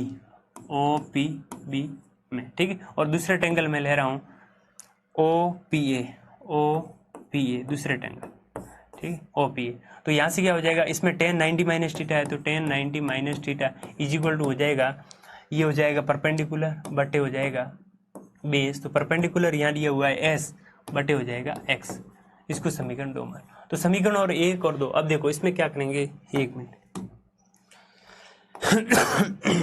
अब देखो मैंने बताया कॉम्प्लीमेंट्री एंगल यानी tan 90 माइनस थीटा बराबर होता है cot थीटा कॉम्प्लीमेंट्री एंगल से। तो यहाँ से क्या हो जाएगा, ये h बटे x। अब समीकरण 1 और 2 को गुणा कर दो, मल्टीप्लाई कर दो, यानी इस पक्ष को इस पक्ष से, इस पक्ष को इस पक्ष से। तो आपको बताया कि tan और cot आपस में क्या होते हैं, उल्टे होते हैं। जैसे इसका गुणा किया तो इसका मान हो जाएगा 1 और ये हो जाएगा x बटे y हो जाएगा h बटे y, और ये हो जाएगा इंटू h बटे x। यहाँ से इसका मान हो जाएगा 1 और यहाँ h और s का गुणा किया x स्क्वायर हो जाएगा बटे x कॉमा y। यहाँ से इसको अलग करेंगे तो h स्क्वायर बराबर हो जाएगा एक्स वाई, और जैसे इसके ऊपर से वर्ग घटा तो इस पर आ जाएगा रूट एक्स वाई, और दूरी हमेशा पॉजिटिव होती है इसलिए इसको ये लेना। तो इसके मध्य संबंध हो जाएगा कि h बराबर हो जाएगा एक्स वाई, और इसके मध्य संबंध हो जाएगा h is equal to root के अंदर x प्लस वाई, ये इसके मध्य संबंध हो जाएगा। और तीसरे टाइप के क्वेश्चन आते हैं, वो आते हैं कि जैसे यहाँ पर आपको कोई भवन दिया होगा, जैसे ये भवन, इस भवन की ऊंचाई मान लो x है या ऊंचाई h मान लेते, और ये समतल है। यहाँ से आप देख रहे हैं यहाँ पर कोई भी कोण हो सकता है, यहाँ से आप इसकी भवन की ऊंचाई या भवन का जो कोण बन रहा है वो मान लो कितना है 30 डिग्री, या आप कुछ थीटा भी मान सकते हैं। और ये तो हो गया भवन की ऊंचाई s, ये भवन की ऊंचाई होगी। और भवन के ऊपर यहाँ पर एक लगी हुई है झंडी, जैसे ये झंडी लगी हुई। अब इसके मध्य जो कोण बन रहा है वो बन रहा है, मान लो इसके शिखर से जो कोण बन रहा है वो हो रहा है 60 डिग्री, ये हो रहा है 60 डिग्री। और यहाँ पर आपको कुछ भी दूरी दी, मान लो x दी हुई है, और ये ऊंचाई मान लो आपको पता है y दूरी। ये टाइप 3 के क्वेश्चन है। अब देखो यह आपको भवन दी हुई है, तो भवन जो भवन के शिखर का है, मान लो आप यहाँ खड़े, यहाँ पर ओ बिंदु पर आप खड़े, और भवन के शिखर का जो आपके आंखों के मध्य या दृष्टि रेखा के मध्य कोण बनना है वो 30 डिग्री है। और इस भवन पर लगी झंडी के द्वारा जो आपकी दृष्टि रेखा द्वारा जो कोण बनाया है वो 60 डिग्री का है। ये दिया होगा तो यहाँ से भी आप मान ज्ञात कर सकते हैं। यहाँ से भी देखो एक समीकरण बन जाएगा, यहाँ पर कुछ वैल्यू नहीं रखनी है तो कुछ और रख दो, मान लो थीटा रख दो, ठीक रहेगा।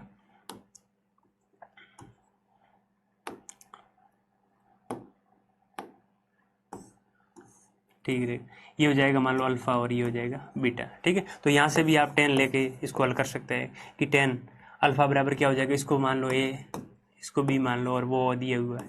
तो यहाँ से tan, इसको अल्फा माना है, बड़े वाले को ले ले, tan बीटा बराबर क्या हो जाएगा, तो इस टोटल को जोड़ दो, ये हाइट हो जाएगी, लंब क्या हो जाएगा h प्लस वाई बटे ये हो जाएगा x, और दूसरी ये समीकरण 1 बन जाएगा। और यहाँ पर आपको वैल्यू कम से कम 3 में से 2 तो दी होगी, आप आसानी से उसको हल कर सकते हैं। तो देखो यहाँ से दूसरा tan अल्फा बराबर क्या हो जाएगा, तो tan अल्फा बराबर हो जाएगा, tan अल्फा बराबर h बटे x हो जाएगा, ये हो जाएगा tan बराबर h बटे x हो जाएगा। इसको भी आसानी से हल कर सकते हैं। अब इसके मध्य रिलेशन निकाल के आप इसका मान ज्ञात कर सकते हैं। ये 3 प्रकार के क्वेश्चन आते हैं आपके एग्जाम में, इससे बाहर कुछ आता नहीं है। ये 3 टाइप ही है। जैसे एक क्वेश्चन कर लेते हैं, जैसे मान लो ये भवन था, यहाँ पर आपको कोण दिया हुआ 30 डिग्री और इसकी ऊंचाई है मान लो 10 मीटर, 10 मीटर आपको ये दी हुई, और ये जो कोण है इसकी चोटी के द्वारा यानी इसके ऊपर जो लगी झंडी के द्वारा कोण बनाया जाता है, इसको मान लिया 60 डिग्री, ये x है मान लो। अब ये ज्ञात करना है तो सीधा आप क्या करोगे, जैसे इसको मान लिया आपने b मान लिया c, अब ये ज्ञात करना है तो आपको क्या करना पड़ेगा, यदि इसका मान लिया मान लो इस दोनों के मध्य की दूरी है 20 मीटर, ये दिया हुआ है दोनों के मध्य की दूरी है वो 20 मीटर। अब आपको मान ज्ञात करना है कि भाई इसको ओ ए के 20 की यानी इस ध्वजा की या जो झंडी की लंबाई है वो कितनी है वो आपको ज्ञात करना है। तो यहाँ से x का मान ज्ञात करना है। x का मान ज्ञात करने के लिए अब यहाँ से क्या करोगे, तो 1060 का मान यहाँ से 1060 ले लो। 1060 इज इक्वल टू क्या हो जाएगा, ये हो जाएगा टोटल लंबाई यानी परपेंडिकुलर बटे बेस हो जाएगा। तो परपेंडिकुलर यानी टोटल लंबाई कितनी हो जाएगी 10 मीटर प्लस x मीटर, तो ये हो जाएगी 10 प्लस x बटे में यहाँ क्या हो जाएगी 20 मीटर। अब यहाँ से 1060 का मान आपको पता है कितना होता है, √3 होता है, √3, और यहाँ से 10 प्लस x बटे 20 डिग्री, तो यहाँ से हल करेंगे तो 10 प्लस x बटे 20, यहाँ से क्रॉस गुणा करेंगे तो ये हो जाएगा 10 प्लस x बराबर 20√3। अब इसको यहाँ से हल करेंगे तो आगे क्या हो जाएगा, x बराबर हो जाएगा 20√3 माइनस 10। अब यहाँ से कॉमन आ जाएगा तो क्या हो जाएगा, x बराबर 10 हमने कॉमन ले लिया तो ये हो जाएगा कोष्टक में 2√3 माइनस 1, ये आ गया x का मान। ऐसे आप ज्ञात कर सकते हो, ठीक है। अब देखो ये 2 चैप्टर का रिवीजन कंप्लीट हो गया। अब तीसरा चैप्टर देखते हैं। अब तीसरा चैप्टर देखते हैं प्रोबेबिलिटी।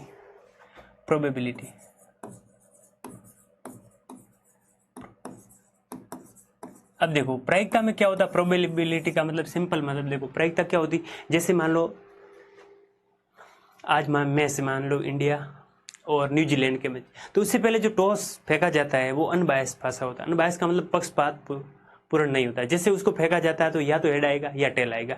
अब ये संभावना हमें पता तो नहीं फिक्स कौन सा भाग आएगा, तो इसलिए जो उछाला जिस रुपये का हम यूज करते हैं टॉस करने के लिए उसको कहेंगे प्रायिकता, संभावना कि भाई ये हेड आ सकता है या टेल आ सकता है। तो इसमें इसके लिए सबसे पहले जो प्रैक्टिकल किया वो कार्ल पियर्सन ने किया था। कार्ल पियर्सन ने इस सिक्के को 24,000 बार उछाला और उसने लगभग 50% यानी 50% का मतलब 0.50 के बराबर लगभग 1/2 वैल्यू उसने प्राप्त की कि भाई जब मैंने एक सिक्के को उछाला तो सिक्के को उछालते तो आपको पता है या तो हेड आता है या टेल आता है। एक कॉइन को उछालते एक बार तो या तो हेड आएगा या टेल आएगा। और उसने 24 बार, किसने, कार्ल पियर्सन ने, साइमन पी रे कार्लसन ने, ठीक है, कार्ल पियर्सन ने। कार्ल पियर्सन ने एक सिक्के को 24,000 बार उछाला, 24,000 बार, तब उसने प्राप्त किया कि लगभग 12,500 के आसपास क्या आते हेड और बाकी बचे वो टेल आते हैं। लगभग उसकी प्रायिकता क्या होती है 0.5 के लगभग आती है, 0.5 के लगभग। तो उसने कहा इसकी जो थियोरेटिकल थ्योरी दी कि भाई एक सिक्के को उछाला जाता है तो उसमें हेड आने की प्रायिकता भी 1/2 और टेल आने की प्रायिकता भी 1/2, आधी आधी यानी समप्रायिक। समप्रायिक का मतलब दोनों की कितनी बार भी उछाले उसकी प्रायिकता है वो बराबर आएगी। तो देखो इसमें क्या आपको पढ़ना है ये थोड़ा ध्यान रखना।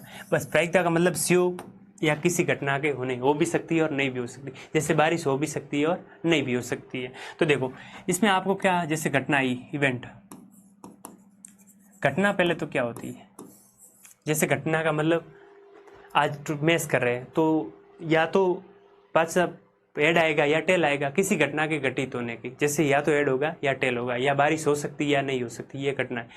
अब जैसे देखो घटना का, फिर इसमें देखो एक होती है एलिमेंट्री घटना, प्रारंभिक घटना। प्रारंभिक की घटना का मतलब जिसका जितने भी आप प्रेक्षण करें उस सभी प्रेक्षण का योग होता है वो उसका परिणाम ही होता है, वो हमेशा एक होगा, उसे कहेंगे प्रारंभिक घटना कहेंगे। अब देखो इसके लिए जो थ्योरेटिकल फॉर्मूला दिया या थ्योरेटिकल प्रोबेबिलिटी का जो फॉर्मूला दिया है P बराबर वो दिया था कि अनुकूल परिणामों की संख्या, अनुकूल परिणामों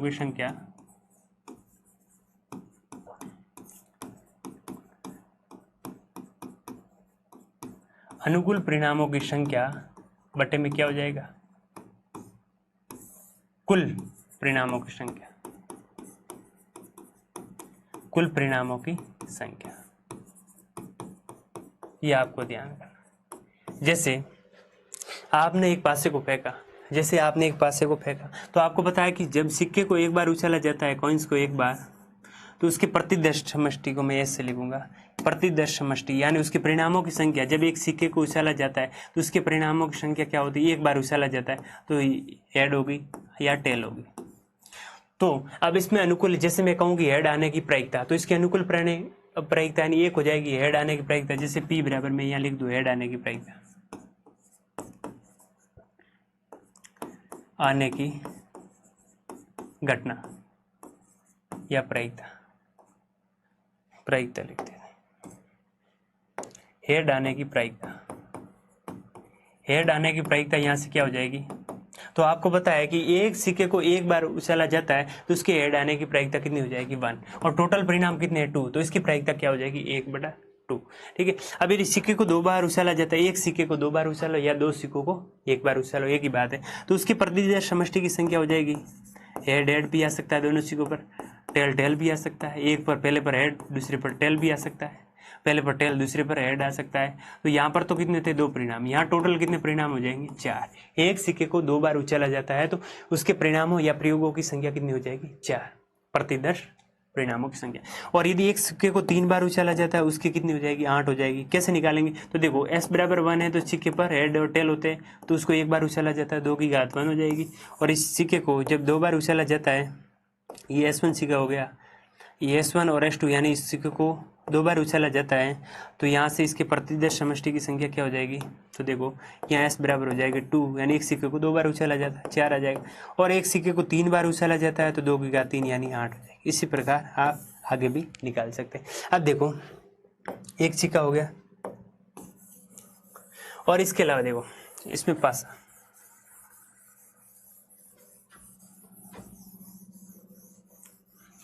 अब देखो किसी घटना के होने की प्रायिकता और न होने की प्रायिकता का योग, तो देखो किसी घटना के होने की प्रायिकता P मैंने लिख दिया, और किसी घटना के नहीं होने की प्रायिकता को मैंने P डैश लिख दिया। इस सभी का मान होता है वो हमेशा 1 के बराबर होता है। और कोई घटना घटित होगी, सर्टेन है, सर्टेन यानी श्योर है, सर्टेन घटना यानी निश्चित घटना, किसी घटना के होने की प्रायिकता निश्चित हो तो उसका मान हमेशा 1 होगा। ठीक है। और इम्पॉसिबल घटना का मान क्या हो जाएगा 0। इम्पॉसिबल इवेंट का मान हमेशा 0 होगा, जो घटना घटित नहीं होगी उसका मान क्या हो जाएगा 0। अब देखो इस दोनों का योग 1 होता है, तो आपको पता है कि किसी घटना का मान 0 भी हो सकता है, जैसे ये घटना होगी P, और इसका मान 1 के बराबर हो सकता है या 1 से छोटा हो सकता है, ये आपको ध्यान रखना। कोई घटना घटित होगी उसका मान 0 और 1 के बीच होगा। जैसे मान लो एक पासा मैंने ले लिया, तो डाइस पर कितने अंक होते हैं, डाइस पर 6 खाने होते हैं, ये घन के समान होता है, तो उस पर 6 खाने होते हैं, तो उसकी उस पर प्रतिदर्श समष्टि के मान होता है वो होता है 1 से लगाकर 1 2 3 4 5 और 6, इस प्रकार होते प्रतिदर्श से होते। अब यदि इसमें मैं पूछूं कि प्रायिकता P का मान आपको ज्ञात करना है, और वो कैसी हो, अभाज्य संख्या P प्रायिकता निकालनी है आपको कि जो पासे में दी हुई है वो एक पासे को एक बार उछाला जाता है तो उस पर सम संख्या आने की प्रायिकता क्या होगी। तो आपको पता है सम संख्या क्या होती है, जिसमें 2 का पूरा पूरा भाग जाता है, या 2 से पूर्ण रूप से डिविजिबल, 2 हो गई, 4 हो गई और 6, तो कितने अनुकूल परिणाम कितने हो जाएंगे 3 हो जाएंगे। टोटल परिणाम कितने 1 2 3 4 5 6, तो 6 हो जाएगी। तो यहाँ से इसकी प्रायिकता हो जाएगी, यानी सम संख्या आने की प्रायिकता कितनी हो जाएगी, तो यहाँ से हो जाएगी सम संख्या आने की यानी इवन नंबर आने की प्रायिकता इसकी हो जाएगी 1/2। अब इसमें पूछूं विषम संख्या तो भी 3 1/3। अब इस पर पूछूं कि 6 से बड़ी संख्या, 6 से बड़ी संख्या अधिक संख्या आने की प्रायिकता आप क्या बताओगे कि 6 से अधिक संख्या आ रही है तो उसकी प्रायिकता क्या होगी। आपको पता है 6 से ज्यादा 5 से पर अंक नहीं होते, तो 6 से ज्यादा इसमें कोई संख्या नहीं है तो कितनी हो जाएगी 0, तो ये हो जाएगी इम्पॉसिबल करना, यानी ऐसी घटना संभव भी नहीं है कि 6 से बड़ी संख्या इस पर नहीं आ सकती। और इसका मान पूछे कि 6 से कम, 6 या 6 से कम,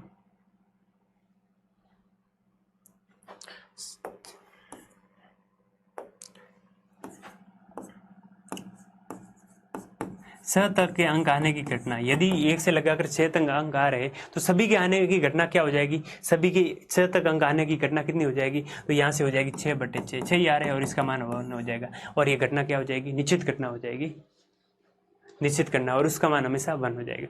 अब देखो, जब आपने एक पासे को, मैं यहाँ डायग्राम बना लेता हूँ, जब प्रोबेबिलिटी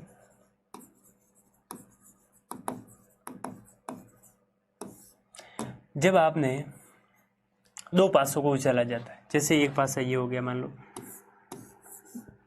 ये ऐसा पासा होता है गन के समान, जब आपने दो पासों को एक बार उछाला है तो उस पर हमेशा मान आएगा, उस संख्याओं को इस प्रकार आएगा, जैसे दो संख्या आपने फेंकी है तो उसका मान, जैसे आपने ये पासा हो गया 1 2 3 4 5 6, और दूसरा पासा 1 2 3 4, थोड़ा दूर दूर लिखते थे,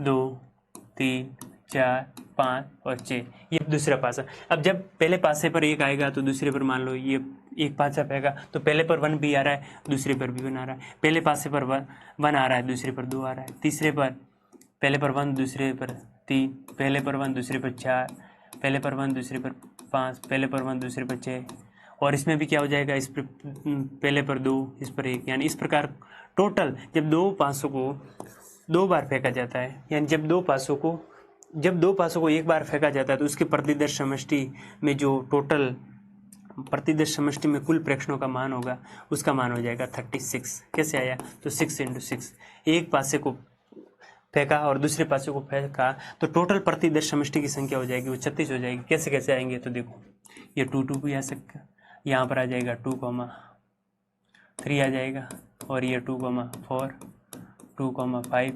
2,6, इसी प्रकार ये हो जाएगा 3,1 3,2 3,3 3,4 3,5, और ये हो जाएगा 3,6, और ये हो जाएगा 4,1 4,2 4,3, ये हो जाएगा 4,4, ये हो जाएगा 4,5, और ये हो जाएगा 4,6, और ये हो जाएगा 5,1, ये हो जाएगा 5,2, ये हो जाएगा 5,3, इस प्रकार कुल मिलाकर यहाँ से हो जाएगा 6,1, और यहाँ से लगाकर यहाँ 6,6 तक आएंगे, और ये दो पासों को फेंकने पर उस पर प्राप्त संख्याओं का मान, यानी जैसे आपने पहले पासों को फेंका उस पर 1 आया, दूसरे पासों को फेंका तो उस पर 1 आया, तो ये हो जाएगा 1,1।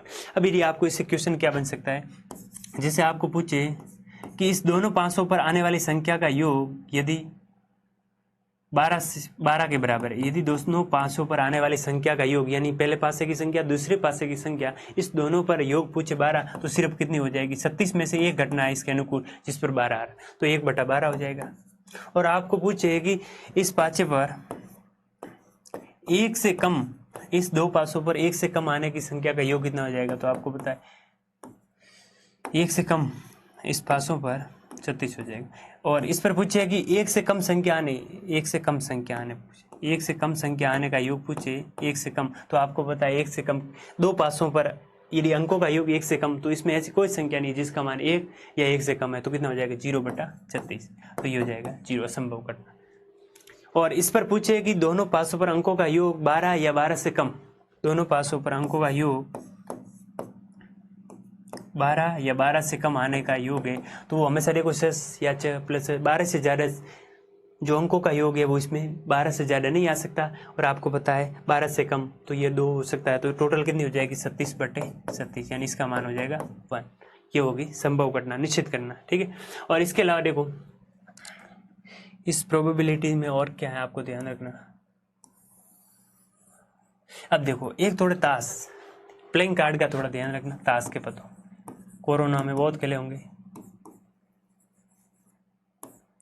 एक एक पेज आपको याद होगा कि कौन सा है, कितने पेज, तो देखो आपको पता है प्लेइंग कार्ड में तो टोटल पत्ते होते प्लेइंग कार्ड में होते 52, टोटल पत्ते होते वो 52 होते, ताश की गड्डी में पत्तों की संख्या 52 होती। अब 52 में कौन कौन से पत्ते होते देखो, तो यहाँ पर सबसे पहले देखो क्लर्ड्स, यानी जिसको हम कहते हैं सीडी, सीढ़ी के पत्ते कितने होते हैं 13। फिर इसके अलावा डायमंड या जिसको हम कहते हैं ईट, वो भी पत्ते होते हैं 13। फिर इसके अलावा हम कहते हैं हार्ट, दिल शेप, कितने होते हैं वो भी 13 होते हैं। और इसके अलावा आता है पान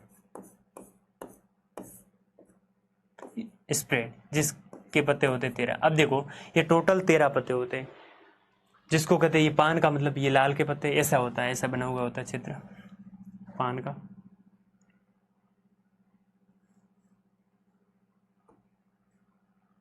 ये पान का पत्ता होता है। दिल का मतलब ये ऐसा पत्ता होता है। और ईट का मतलब ये डायमंड की तरह ऐसा होता है, ऐसा। और क्लड सीढ़ी का पत्ता होता है वो ऐसा होता है।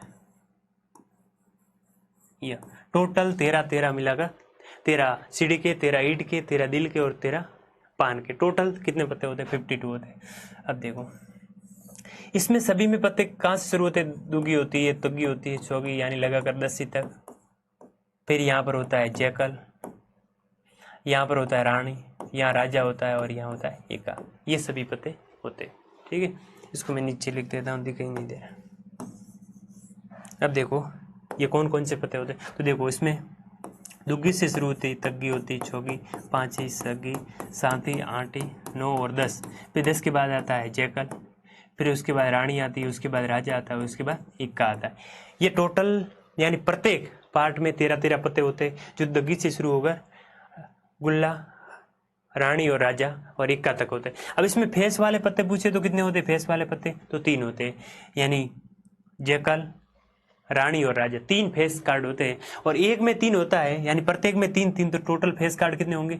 इसमें भी 3 फेस कार्ड मान लो, इसमें भी 3 हो जाएंगे, इसमें भी 3 हो जाएंगे, इसमें भी 3, यानी फेस कार्ड की संख्या पूछे तो टोटल फेस कार्ड की संख्या हो जाएगी 12। अब लाल के पत्तों की प्रायिकता पूछे, यदि आपको पूछे कि लाल का पत्ता आने की प्रायिकता या ईट का पत्ता आने की प्रायिकता, ईट का पत्ता आने की प्रायिकता, तो आप क्या कहोगे? ईट के पत्ता 13 होते हैं, टोटल पत्ते कितने होते हैं? 52। अनुकूल परिणाम 13, टोटल परिणाम 52, तो यहाँ से हो जाएगा 1/4। इस प्रकार के क्वेश्चन आते हैं। एक आपको ध्यान रखना, साधारण ईयर्स और लीप ईयर्स। जैसे साधारण ईयर्स पूछे तो साधारण ईयर्स, नॉर्मल ईयर्स जो डे होते हैं वो 365 होते हैं। और लीप ईयर्स पूछे तो उसमें होते हैं डे होते 367, यानी इसमें 52 वीक प्लस 1 डे होता है, इसमें होता है 52 वीक प्लस 2 डे होते हैं। ये थोड़ा ध्यान रखना, कभी पूछ लेते हैं। इसके अलावा इस चैप्टर में आपके कुछ नहीं है। अब या तो पूछेंगे 2 पासों के बेस पर, या पूछेंगे सिक्का, या पूछेंगे ये ताश की गड्डी से, तो अब इसको आप आसानी से कर सकता है। अब लास्ट चैप्टर है एक और, फिर क्लास को एंड करते हैं। देखो अब एक और चैप्टर ले लेते हैं,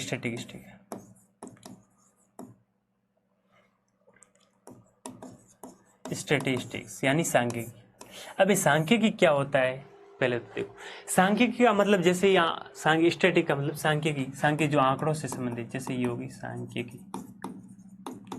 देखो स्टैटिस्टिक्स का मतलब, जैसे सांख्यिकी का मतलब क्या होता है? जिसके अंतर्गत हम आंकड़ों का अध्ययन करते हैं। जैसे मान लो इंडिया ने जितने रंग बनाए और ऑस्ट्रेलिया या न्यूजीलैंड ने जितने रंग बनाए, उसको एक टेबल के रूप में फॉर्मेट करेंगे, उसका कि इस खिलाड़ी ने इतने रन बनाए, इस खिलाड़ी ने इतने रन बनाए, तो सभी को टेबल में एक प्रस्तुतिकरण करेंगे।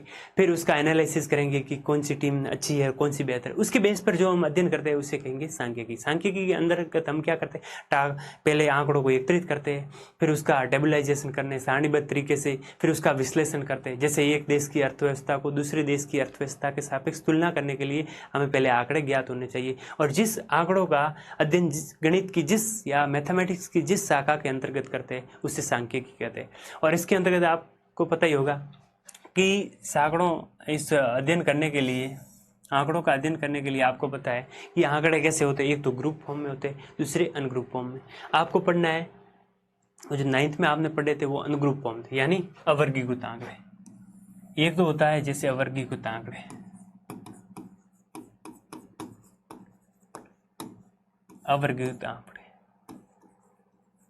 अनग्रुप्ड। अवर्गीकृत का मतलब क्या हुआ? जैसे जिसको एक फिक्स पैटर्न के अनुसार व्यवस्थित नहीं किया हुआ। जैसे एग्जाम्पल मान लेते हैं, जैसे 1 हो गया, 2 हो गया, 3 हो गया, 2 हो गया, 5 हो गया, 6 हो गया, 7 हो गया, 8 हो गया, 9 हो गया, 10 हो गया, 3 हो गया, 2 हो गया। इस प्रकार ये आंकड़े दिए इसको। इस प्रकार यदि आंकड़ों को लिख दिया जो न तो कोई किसी पैटर्न में न किसी ग्रुप में इसको व्यवस्थित किया गया है, तो इस प्रकार के आंकड़ों को कहेंगे अवर्गीकृत आंकड़े, जो ऐसे लिखे हुए हैं। अब देखो अवर्गीकृत आंकड़े के लिए हम देखो इसको आंकड़ों का मान ज्ञात करने के लिए, यानी एक तो होता है इस स्टैटिक सांख्यिकी में जो हम क्लास 10th में अध्ययन करने वाले हैं, वो है सेंट्रल टेंडेंसी, यानी केंद्रीय प्रवृत्ति के मान। केंद्रीय प्रवृत्ति के मान का मतलब क्या हुआ कि जैसे हम किसी का मान ज्ञात करते हैं तो शिखर और सबसे लोअर मान, जैसे उच्चतम मान निम्नतम मान के मध्य का मान निकालते हैं, यानी जो एक सेंटर के बीच में जो मान है उसके आसपास वैल्यू निकालते हैं, उसको कहेंगे केंद्रीय प्रवृत्ति के मान। यानी इस सेंटर जो मध्य में मान आता है उसके आसपास पहुंचने के लिए हम जिन फॉर्मूलों का यूज करते हैं उससे कहेंगे केंद्रीय प्रवृत्ति के सूत्र। ठीक है, तो देखो इसके लिए हमें 3 विधियों का यूज करते हैं। तो एक तो होता है मॉड, मीडियन और मॉड, यानी माध्य का यूज करते हैं। इसको ज्ञात करने के लिए हम किस किस का यूज करेंगे?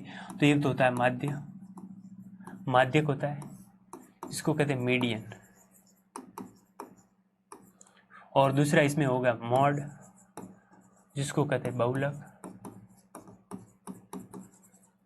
और तीसरा होता है मीन्स, यानी माध्य। अब किसी एक से हम स्पष्ट इसका अध्ययन नहीं कर सकते हैं। देखो बहुलक का मतलब जो संख्या में ज्यादा हो, यानी जिसकी संख्या, जैसे बाजार के अंदर किसी एक वस्तु की डिमांड ज्यादा हो जाती है तो उस बहुलक के बेस पर, यानी उस आधार पर हम कहते हैं कि इस चीज की बाजार में जरूरत ज्यादा है, जो कोई भी वैरायटी हो सकती है। ठीक है, तो उसके बेस पे हम कहेंगे ये बहुलक उसके लिए अच्छा होगा। और माध्य का मतलब जैसे सभी प्रेक्षणों का औसत होता है, सभी प्रेक्षणों का यूज, ये माध्य लिख देता हूं, माध्य यानी सभी प्रेक्षणों का यूज इस माध्यक में होता है, यानी सभी का योग किया जाता है, फिर उसमें सभी जितनी संख्या उसका भाग दे दिया जाता है।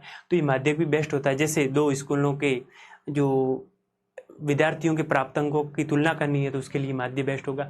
और माध्य का मतलब हम क्या करते हैं कि संख्याओं को एक व्यवस्थित पैटर्न, यानी आरोही क्रम में या अवरोही क्रम में व्यवस्थित करते हैं, फिर उसके मध्य जो संख्या आती है उसका मान ज्ञात करने के लिए इसका यूज करते हैं। जैसे भारत की प्रति व्यक्ति आय निकालने के लिए जो मध्य में कौन सा आता है उसके लिए हम माध्य का यूज करते हैं। ये थी। अब देखो अवर्गीकृत आंकड़ों के लिए हम कैसे कैसे इसका मान ज्ञात करेंगे। तो देखो ये कुछ आंकड़े दिए हुए, तो इसके लिए माध्य और माध्य कैसे निकालेंगे। तो पहले तो मीन हो गया माध्य, तो इसके लिए कितने जितने भी आंकड़े दिए हुए, तो एक्स बार का मतलब इसको माध्य को प्रदर्शित करने के लिए एक्स बार का यूज किया मैंने।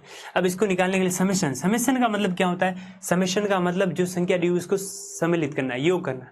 जैसे ये संख्या समेशन का मतलब जैसे मैंने लिख दिया एफ आई का मतलब हो जाएगा कि F1 F2 F3 dash dash जो भी है, ये सभी को मैंने क्या कर दिया, एक सिंबल के द्वारा लिख दिया, यानी सभी का योग मैंने इस टर्म शॉर्ट टर्म में लिख दिया। तो इसको लिखने के लिए हम सिग्मा का यूज करते हैं। इस सभी को इतना लंबा लिखने की बजाय इसको शॉर्ट लिखने के लिए सिग्मा का यूज करते हैं। तो देखो अब देखो यहाँ से क्या हो जाएगा, तो समेशन यहाँ से मैं लिखूंगा एफ आई एक्स आई और बट्टे में हो जाएगा समेशन एफ आई। इसका मतलब क्या हुआ कि सभी का योग करेंगे, इस सभी संख्याओं का योग करेंगे, जितनी संख्या आ रही है उसका योग करके इसमें जितनी संख्या उसका भाग दे देंगे। यानी ये संख्या है इसका योग करके जितनी संख्या है, मान लो संख्या कितनी है 1 2 3 4 5 6 7 8 9 10 11, 1 2 3 4 5 6 7 8 9 10 11 12, टोटल नंबर 12 है। टोटल संख्या कितनी है 12। तो ये 12 संख्या हो गई, तो नीचे बटन में क्या आ जाएगा बारंबारता, यानी संख्या कितनी 12 और ऊपर इस सभी का योग आ जाएगा। इसके लिए माध्य ज्ञात करने के लिए, यानी मीन ज्ञात करने के लिए हम इस फॉर्मूले का यूज करेंगे। और फिर इसके अलावा मॉड निकालने के लिए हम क्या करेंगे, बहुलक निकालने के लिए। तो बहुलक निकालने के लिए हम क्या करेंगे, इसमें यानी जिस संख्या या जिस आवृत्ति की बार बार पुनरावृत्ति होती, जैसे इसमें मॉड निकाले हम क्या करेंगे, मैक्सिमम फ्रीक्वेंसी देखेंगे, मैक्सिमम फ्रीक्वेंसी यानी अधिकतम बारंबारता, अधिकतम बारंबारता। इसमें से किस संख्या की बारंबारता ज्यादा बार हो रही है। तो इसमें देखो 2 एक बार आ रहा है, 2 बार और 3 बार, तो इसमें 2 है वो 3 बार आ रहा है, इसलिए इसमें बहुलक क्या हो जाएगा 3 हो जाएगा। ठीक है, और तीसरे है मीडियन का मतलब हो जाएगा माध्य। तो माध्य ज्ञात करने के लिए हम क्या करेंगे, ये मैं थोड़ा नीचे लिख देता हूँ।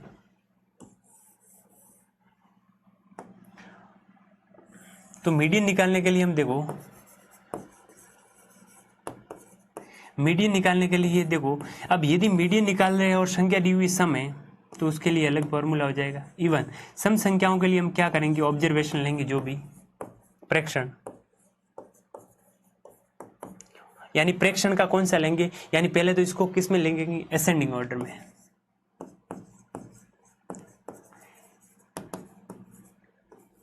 असेंडिंग ऑर्डर में इसको व्यवस्थित करेंगे, यानी आरोही क्रम में इसको व्यवस्थित करेंगे, छोटे से भी धीरे धीरे बड़े क्रम में व्यवस्थित करेंगे। फिर इसके ऑब्जर्वेशन लेंगे, यदि संख्या सम है तो इसमें क्या करेंगे, n/2 + 1 बार टर्म लेंगे, ठीक है, यह पद लेंगे, और इसके साथ कौन सा लेंगे, n/2, और इसका एवरेज निकालेंगे।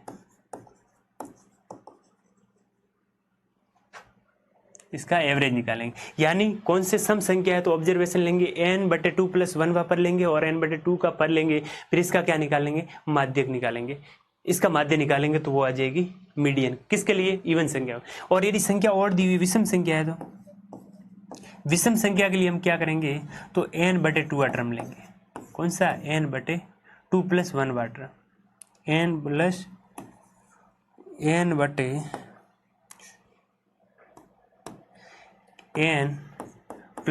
1/2 बार टर्म, यानी जो भी इसमें मध्य पद है, जैसे संख्या और विषम होती, जैसे यहाँ 11 होती तो 11 में 1 जोड़ेंगे, 12/2 6, इसमें कौन सा, छठा पद लेते। लेकिन यदि संख्या विषम है, सम संख्या तो 12 है, तो इसमें कौन सा लेंगे, n/2 कौन सा हो जाएगा, छठा, यानी ये हो जाएगा n/2 छठा, और n/2 + 1 यानी 7वां। इस दोनों को जोड़ेंगे, फिर इसमें 2 का भाग देंगे तो यहाँ से माध्य आ जाएगा, इसको जोड़ेंगे तो ठीक। पहले इसको आरोही क्रम में व्यवस्थित करना, अवरोही क्रम में व्यवस्थित करना जरूरी है। अब देखो, ये तो हो गया अन ग्रुप के लिए, ठीक है, सिंपल। अब इसमें मीडियन तो आप निकाल सकते हैं, कैसे निकालेंगे, और माध्यम भी निकाल सकते हैं, लेकिन पहले इसको आरोही क्रम में व्यवस्थित करना है। अब देखो, इसके अलावा इसमें दूसरा है,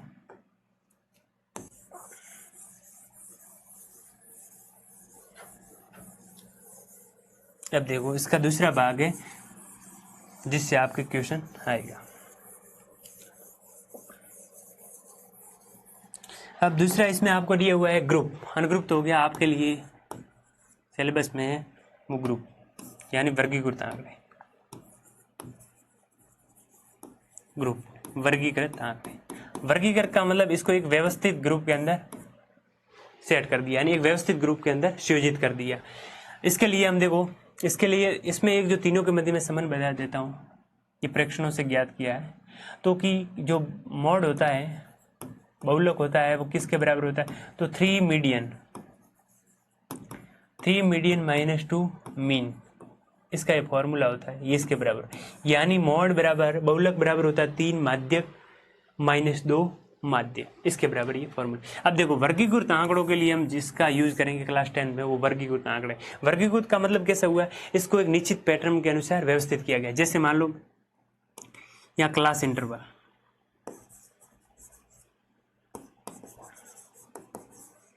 ये क्लास इंटरवल, और नीचे लिखिए नंबर ऑफ स्टूडेंट,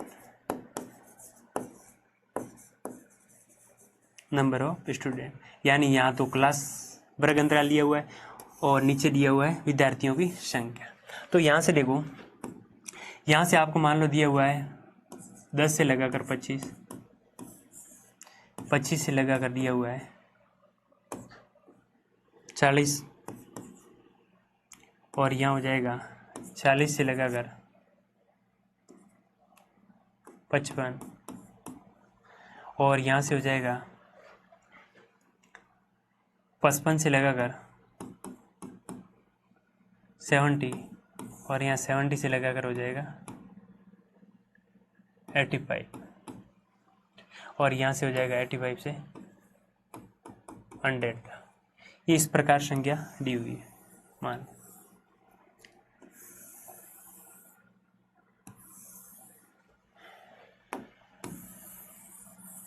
ठीक है, ये संख्या दी हुई। अब देखो इसको तो कहेंगे लोअर लिमिट, यानी निम्न सीमा। ये वर्ग, ये सभी में क्या एक फिक्स जो वर्ग समूह है वो दिया हुआ है। देखो 10 और 25 इसके बीच में फिक्स माप दी हुई, यानी इसके मध्य क्या 15, इसके मध्य भी 15, इसके मध्य भी वर्ग, इसके मध्य फिक्स अंतराल है उसको कहेंगे वर्ग अंतराल, क्लास इंटरवल। यानी इस प्रत्येक के मध्य जो फिक्स अंतराल है उसको कहेंगे वर्ग अंतराल, और इसको तो कहेंगे वर्ग अंतराल, और इसको जो कहेंगे तो वो लोअर लिमिट कहेंगे। इसमें सभी जो निम्न सीमा है इसको निम्न सीमा कहेंगे, और ये हाईएस्ट सीमा है ऊपरी सीमा है उसको कहेंगे अपर लिमिट। इसमें निम्न सीमा 10 है और अपर लिमिट या ऊपरी सीमा है वो 25 है। ठीक है, अब ये हो जाएगा। अब मान लो मैंने यहाँ संख्या ले ली 2, 3, 7, 6, 6, 6, ये इस प्रकार मैंने ये इस नंबर ऑफ स्टूडेंट जो 10 से 25 के बीच आने वाले 2 स्टूडेंट है जिसके नंबर इतने, 25 से 40 के बीच नंबर आए स्टूडेंट वो 3 थे, और 40 से 55 के बीच यानी सबसे ज़्यादा स्टूडेंट थे, जो सबसे ज़्यादा इसको कहे बहुलक वर्ग या मोड क्लास, तो वो हो जाएगी 7। 40 से 55 हो जाएगी, उसमें 7 स्टूडेंट के नंबर आए। फिर हो जाएगा 55 से 70 के बीच 6 स्टूडेंट के नंबर आए, 70 से 85 के बीच 6 स्टूडेंट के नंबर आए, फिर 85 से 100 के बीच 6 स्टूडेंट के नंबर आए, इस प्रकार। अब देखो इसको तो कहेंगे वर्ग अंतराल, इस दोनों के मध्य जितना अंतर है, जैसे मैं इसको S मान लूँ तो इसके मध्य गैप है वो 15 का है, वर्ग अंतराल कितना हो जाएगा 15। अब यदि इस दोनों ऊपरी सीमा और निम्न सीमा का योग करेंगे तो यहाँ से आएगा मध्य बिंदु, या इसको कहेंगे क्लास मार्क, वर्ग चिन्ह। ये वर्ग अंतराल हो गया। 10 और 25 के बीच जितनी संख्या का अंतर है उसको कहेंगे वर्ग अंतराल। 10 25 माइनस 10 यानी 15 का अंतर है तो इसको कहेंगे वर्ग अंतराल। ये हो गया वर्ग अंतराल, वर्ग अंतराल,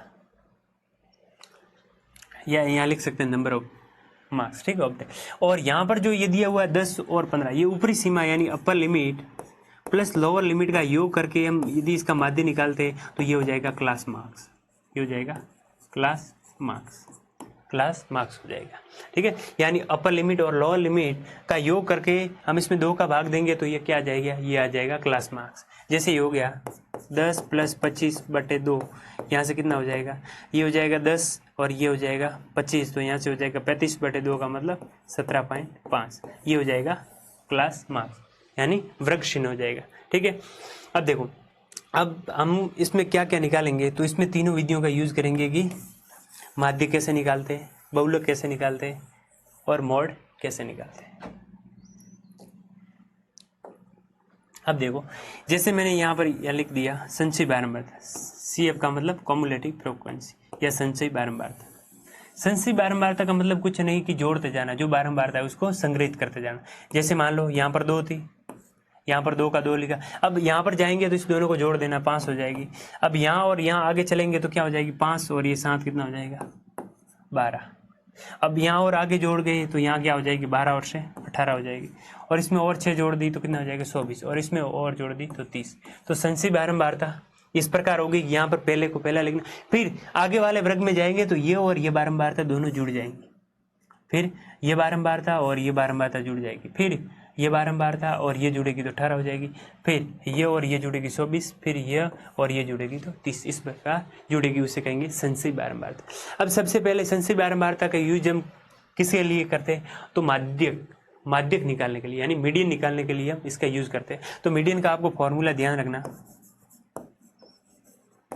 मीडियन निकालने के लिए हम फॉर्मूले का यूज करते हैं, वो हो जाएगा L प्लस यहाँ से हो जाएगा n/2। n/2 का मतलब ये जितनी भी संख्या उसका आधा करना है, n/2 माइनस CF यानी संचयी बारंबारता, जस्ट जो माध्य वर्ग है, माध्यक वर्ग से जस्ट पहले वाले की बारंबारता आपको लेनी, और बट्टे में हो जाएगा F इंटू हो जाएगा S, ये फॉर्मूला होता है। अब देखो इसमें डिसाइड कैसे करेंगे, जैसे इसकी माध्यक निकाल तो पहले देखो संख्या कितनी है टोटल 30। अब ये हमेशा संचयी बारंबारता है, वो आपको कौन सी लेनी है, संचयी बारंबारता हमेशा है वो इस बारंबारता है जो इस वर्ग की, जैसे मान लो संचयी बारंबारता है तो इसका मान यहाँ कितना है, तो 30/2, इसका मतलब 15, यानी 15 किस वर्ग में आता है वो आपको ध्यान रखना। तो आपको पता है कि 15 है वो 7 इस वर्ग से तो आगे ही होगा, यानी किस वर्ग में आएगा, तो इस 55 से 70 के वर्ग आएगा, क्योंकि 18 है तो 18 से कम इसमें आएगा, 12 से ज़्यादा 15, इसलिए किसके बीच में आएगा 55 से 70 के बीच में आएगा। तो यहाँ से इस वर्ग यानी इसमें मीडियन वर्ग कौन सा हो जाएगा, मीडियन वर्ग, तो मीडियन क्लास इसकी कौन सी हो जाएगी, ये हो जाएगी 55 से 70, तो ये हो जाएगा 55 से लगाकर 70, ये हो जाएगा मीडियन क्लास। और L का मतलब लोअर लिमिट, तो यहाँ से लोअर लिमिट क्या आ जाएगी 55, अब यहाँ से लोअर लिमिट 55 आ जाएगी और n/2 का मान आपको पता है, इसका आधा हो जाए 15 CF। इससे पहले वाली संसी बारंबारता कौन सी हो जाएगी, ये 12। तो आपको CF लेनी वो ये लेनी, और S का मतलब आपको पता है वर्ग अंतराल 15 है, और F का मतलब इसकी बारंबारता यानी इस वर्ग जो मीडियन क्लास है उसकी बारंबारता आपको लेनी। तो यहाँ से इस फॉर्मूले में मान रखेंगे तो क्या हो जाएगा, L का मान कितना है 55 प्लस n/2 का मान कितना दिया हुआ 30 दिया हुआ है, माइनस 15 इसका आधा सॉरी, अब यहाँ से दिया हुआ है 15 माइनस CF क्या दिया हुआ है 12, तो 12 कर देना, और बट्टे में क्या है F का मान कितना है 6 और क्लास वर्ग कितना है 15। अब यहाँ से इसको हल कर दो तो कितना आ जाएगा, ये 55 का 55 हो जाएगा, प्लस ये हो जाएगा 3/6 और ये हो जाएगा 15। तो यहाँ से कितना हो जाएगा, ये 6 का भाग इसमें दिया कितनी बार जाएगा, इसमें 2 बार चला गया, इसमें गया 5 बार।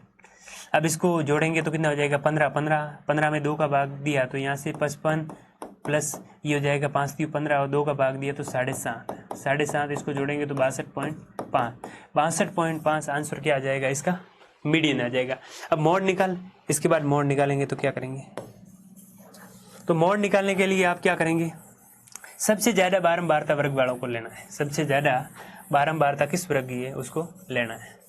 तो सबसे ज़्यादा देखो बारंबारता किस वर्ग की है, अब इसमें संसी बारंबारता को हटा दो, कोई ज़रूरत नहीं, सिर्फ मीडियन निकालने के लिए हम यूज़ करते हैं।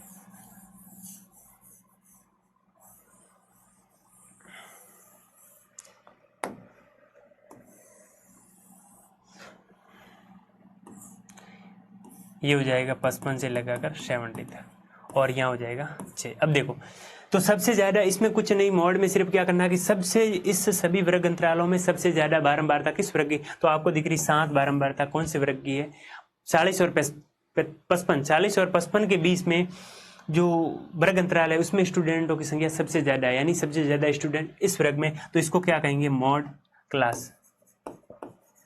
मॉड क्लास का मतलब जिस वर्ग अंतराल में विद्यार्थियों की संख्या सबसे ज़्यादा हो या जिस वर्ग अंतराल में बारंबारता ज़्यादा उसे कहेंगे मॉड क्लास। तो इसमें देखो कौन सा हो जाएगा 40 से 55 और 40 से 55, तो इसकी लोअर लिमिट क्या हो जाएगी 40 और S का मान आपको पता ही है कितना है, S का मान 15 क्लास इंटरवल।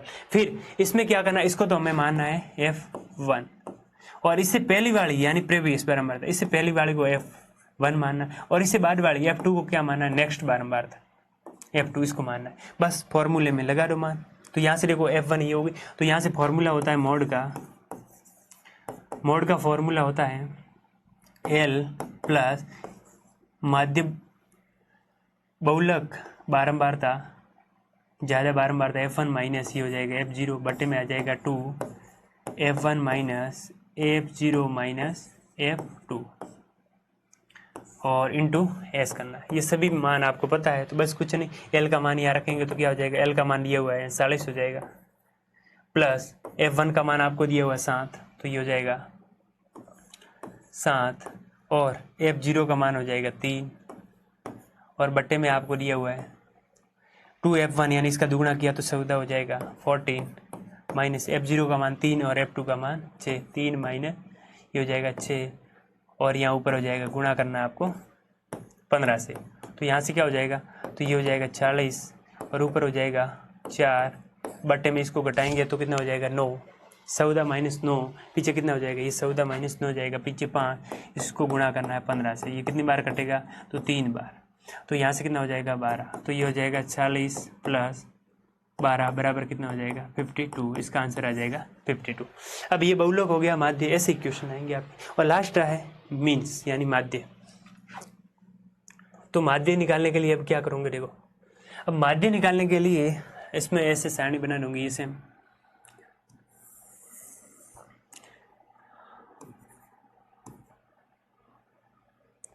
ये हो जाएगा नंबर ऑफ स्टूडेंट, या सीधे मैं इसको FI लिख देता हूँ सीधे,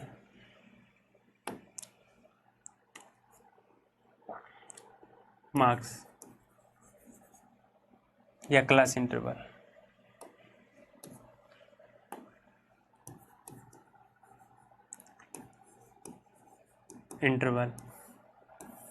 फिर इसके बाद आ जाएगा फ्रीक्वेंसी, स्टूडेंटों की संख्या मैंने FI लिख दी, फिर यहाँ XI का मतलब क्लास मार्क्स हो जाएगा और यहाँ से हम निकालेंगे। अब देखो, अब जो अनग्रुप थे आंकड़े, अवर्गीकृत आंकड़े थे, उसके लिए तो हम सिर्फ माध्य की एक विधि का यूज करते हैं। वैसे भी इसमें एक विधि है, लेकिन उसके द्वारा कि जैसे कोई संख्या बड़ी दी हुई है, संख्याओं का मान बड़ा, तो उसको शॉर्ट कैसे कर सकते हैं, इसलिए माध्य ज्ञात करने की कितनी विधियां है? 3 विधियां। कौन कौन सी है? तो मीन निकालने की 3 विधियां है। अब मीन निकालने की 3 विधियां कौन कौन सी है माध्य निकालने की? तो देखो, पहली तो है वही डायरेक्ट मेथड यानी प्रत्यक्ष विधि, जिसमें कुछ नहीं करना कि एक्स बार निकालना, तो एक्स बार बराबर क्या हो जाएगा? तो एक्स बार बराबर summation f I into x i बटे हो जाएगा समेशन एफ आई। और इसकी दूसरी विधि है वो है एजम्स मेथड, कल्पित विधि, यानी किसी एक संख्या को फिक्स मान के उसमें से माध्य प्रत्येक प्रेक्षण को घटाना, एजम करना किसी संख्या को। और इसमें क्या हो जाएगा? तो इसमें एक्स बार इज इक्वल हो जाएगा ए प्लस समेशन एफ आई, और इसको डी आई कल्पित माध्य को कहते हैं, और यहाँ हो जाएगा समेशन एफ आई। और आगे है जो कहते हैं स्टेप डेविएशन मेथड।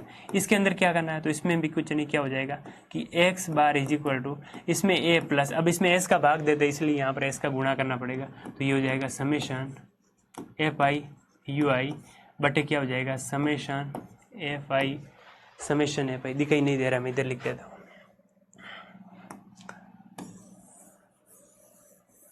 तीसरी विधि इसकी हो जाएगी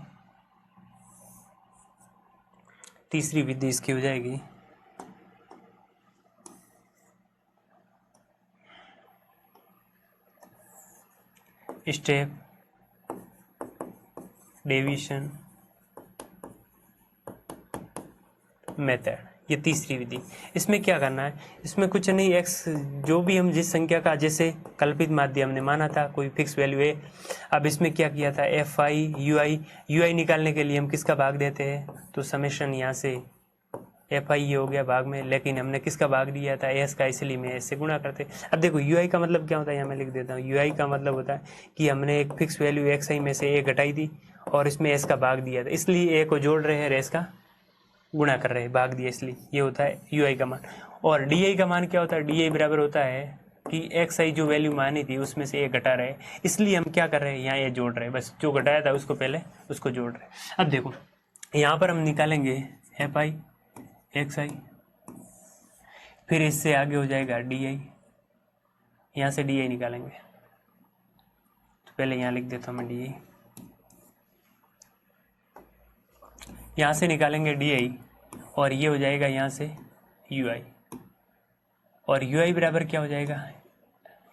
एक्स माइनस एक्स आई माइनस ए बटे एस हो जाएगा, और डी आई बराबर क्या हो जाएगा? D I is equal to हो जाएगा, D I is equal to होता है एक्स आई माइनस ए, ये डी आई बराबर हो जाएगा। अब देखो वो सेम क्वेश्चन ले लेते हैं। तो यहाँ से अंतराल कितना था? तो 10 से लगाकर 25, फिर 25 से लगाकर 40, 40 से लगाकर 55, 55 से लगाकर हो जाएगा 70, 70 से लगाकर हो जाएगा 85, 85 से लगाकर हो जाएगा 100। यही वर्ग अंतराल था, और नीचे एक बना देते हैं टोटल। ठीक है, इसको मैं मिटा देता हूँ।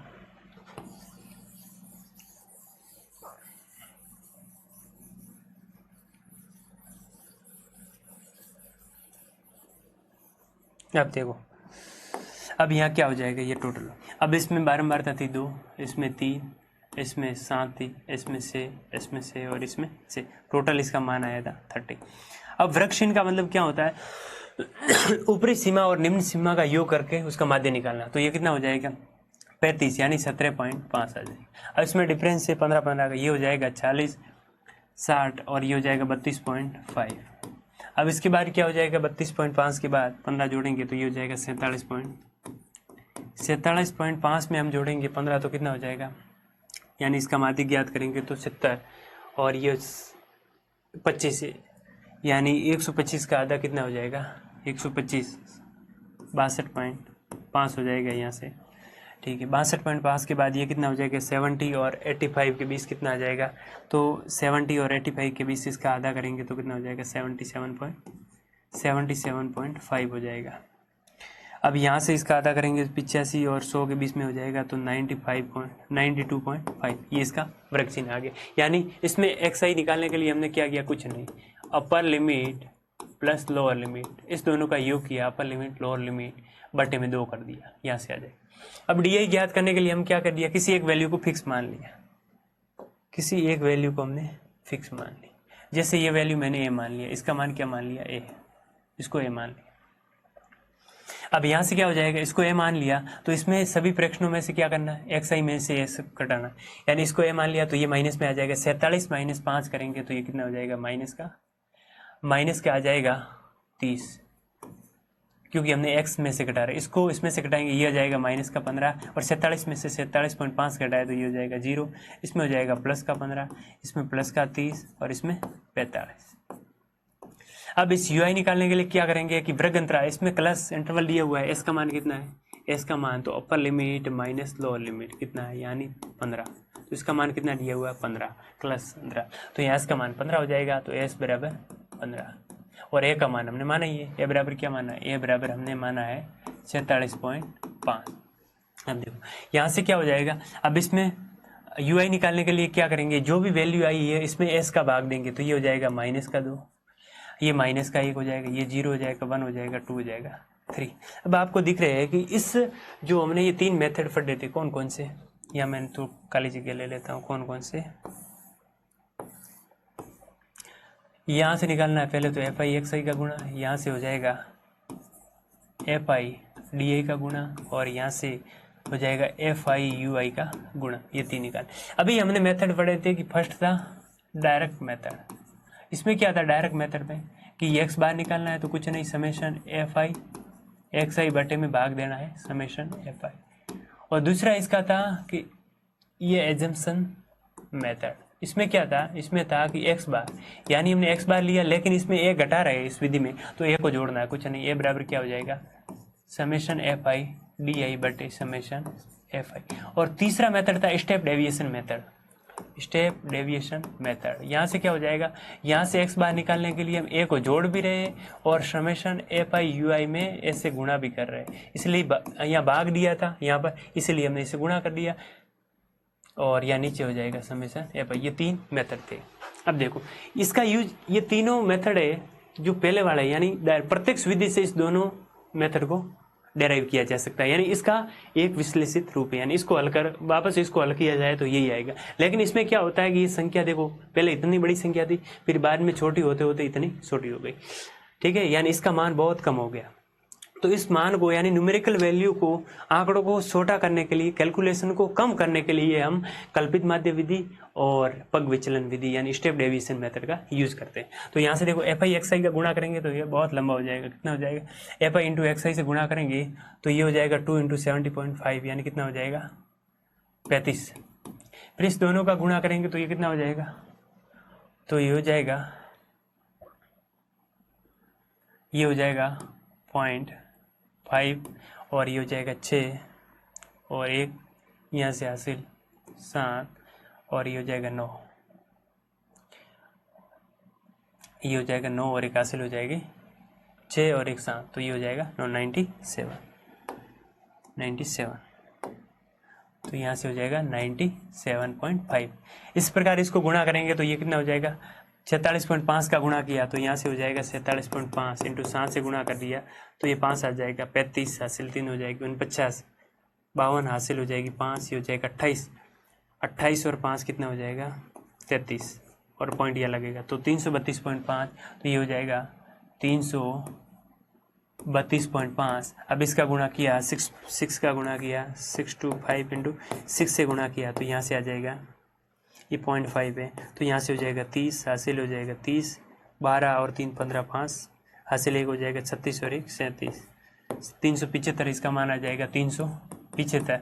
अब इसको हल किया तो यहाँ से कितना हो जाएगा 77.5 को 6 से गुणा किया 6 5 30 ऊपर हासिल 1 हो जाएगा 3 हो जाएगा 42 और 3 45 हासिल 4 हो जाएगी 42 और 4 46 और ये हो जाएगा 465, ये हो जाएगा 465 और लास्ट है कि 92.5 का गुणा किया 6 से, तो यहाँ से कितना हो जाएगा 30 हासिल 3 हो जाएगा 6, 12 और 3 15 हासिल 1 हो जाएगी 54 और 55, ये हो जाएगा 555, ये आ जाएगा 555। अब देखो इसमें कैलकुलेशन बहुत लंबी हो जाती है और इसका सब योग करेंगे तो 1860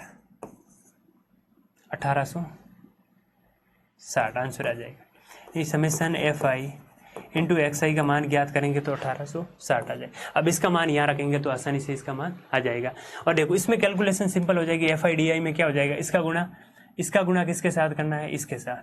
यहाँ से कितना हो जाएगा, माइनस का 60 हो जाएगा, माइनस का 45 हो जाएगा और ये वैल्यू तो 0 हो गई, 0 से करेंगे। फिर ये हो जाएगा 15 6 90 आ जाएगा और फिर इसका गुणा इसके साथ किया 30 के साथ, तो यहाँ से क्या हो जाएगा 180 आ जाएगा। अब इसका गुणा इसके साथ किया 45 के साथ, तो कितना हो जाएगा 270 आ जाएगा। अब यहाँ सभी को जोड़ेंगे तो यहाँ से आंसर कितना आ जाएगा, ये 45 और ये 60 घटाएंगे तो जोड़ेंगे तो कितना हो जाएगा, तो यहाँ से इसकी वैल्यू आ जाएगी 435। ये हो जाएगा 45 को 6 से गुणा किया है, ठीक है, तो यहाँ से हो जाएगा 235। 1 मिनट 270 और 540 में से ये 105 घटा दिया तो यहाँ से कितना हो जाएगा 435, ठीक है सही 435 आ जाएगी। और एफ आई और यू आई को और गुणा किया तो यहाँ से कितना हो जाएगा, माइनस का 4 हो जाएगा और ये हो जाएगा माइनस का 3 हो जाएगा, 0 हो जाएगा।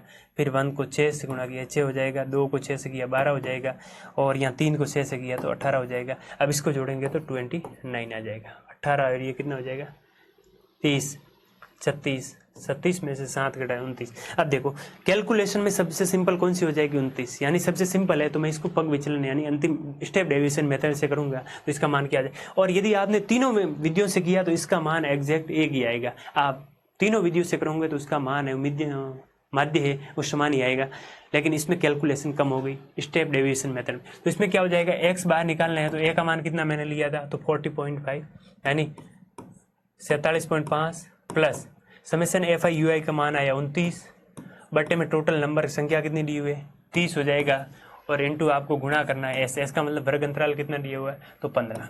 अब यहाँ से कितनी बार कटेगा 2 बार। अब यहाँ से हो जाएगा X bar is equal to 47.5, इसमें 2 का भाग दे दिया तो यहाँ से कितना आ जाएगा 14.5, ये प्लस का ठीक है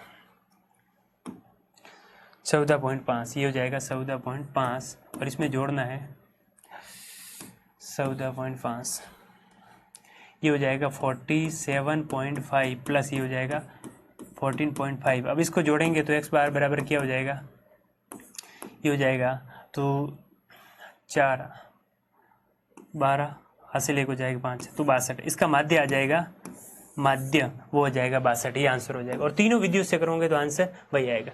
ठीक है, तो प्यारे विद्यार्थियों ये क्लास 10 के 4 चैप्टर थे मैंने आज करवा दिए और क्लास फर्स्ट है कल परसों, यानी कम से कम क्लास 2 से 3 से 4 लगभग 4 क्लासों में मैं क्लास 10 पूरी कंप्लीट करवा दूंगा। आपको कोई दिक्कत है तो कमेंट करना, कोई समस्या आ रही समझने में तो उसको कमेंट में लिख देना, मैं कल करवा दूंगा। और जो मैंने क्वेश्चन 1-2 दिए उसको हल करके लाना। और यह 10वीं के साथ साथ बाकी एग्जामों में भी इसका यूज बहुत होता है। तो थैंक यू प्यारे विद्यार्थियों, धन्यवाद। आपकी पढ़ाई अच्छी चल रही होगी। Best of luck.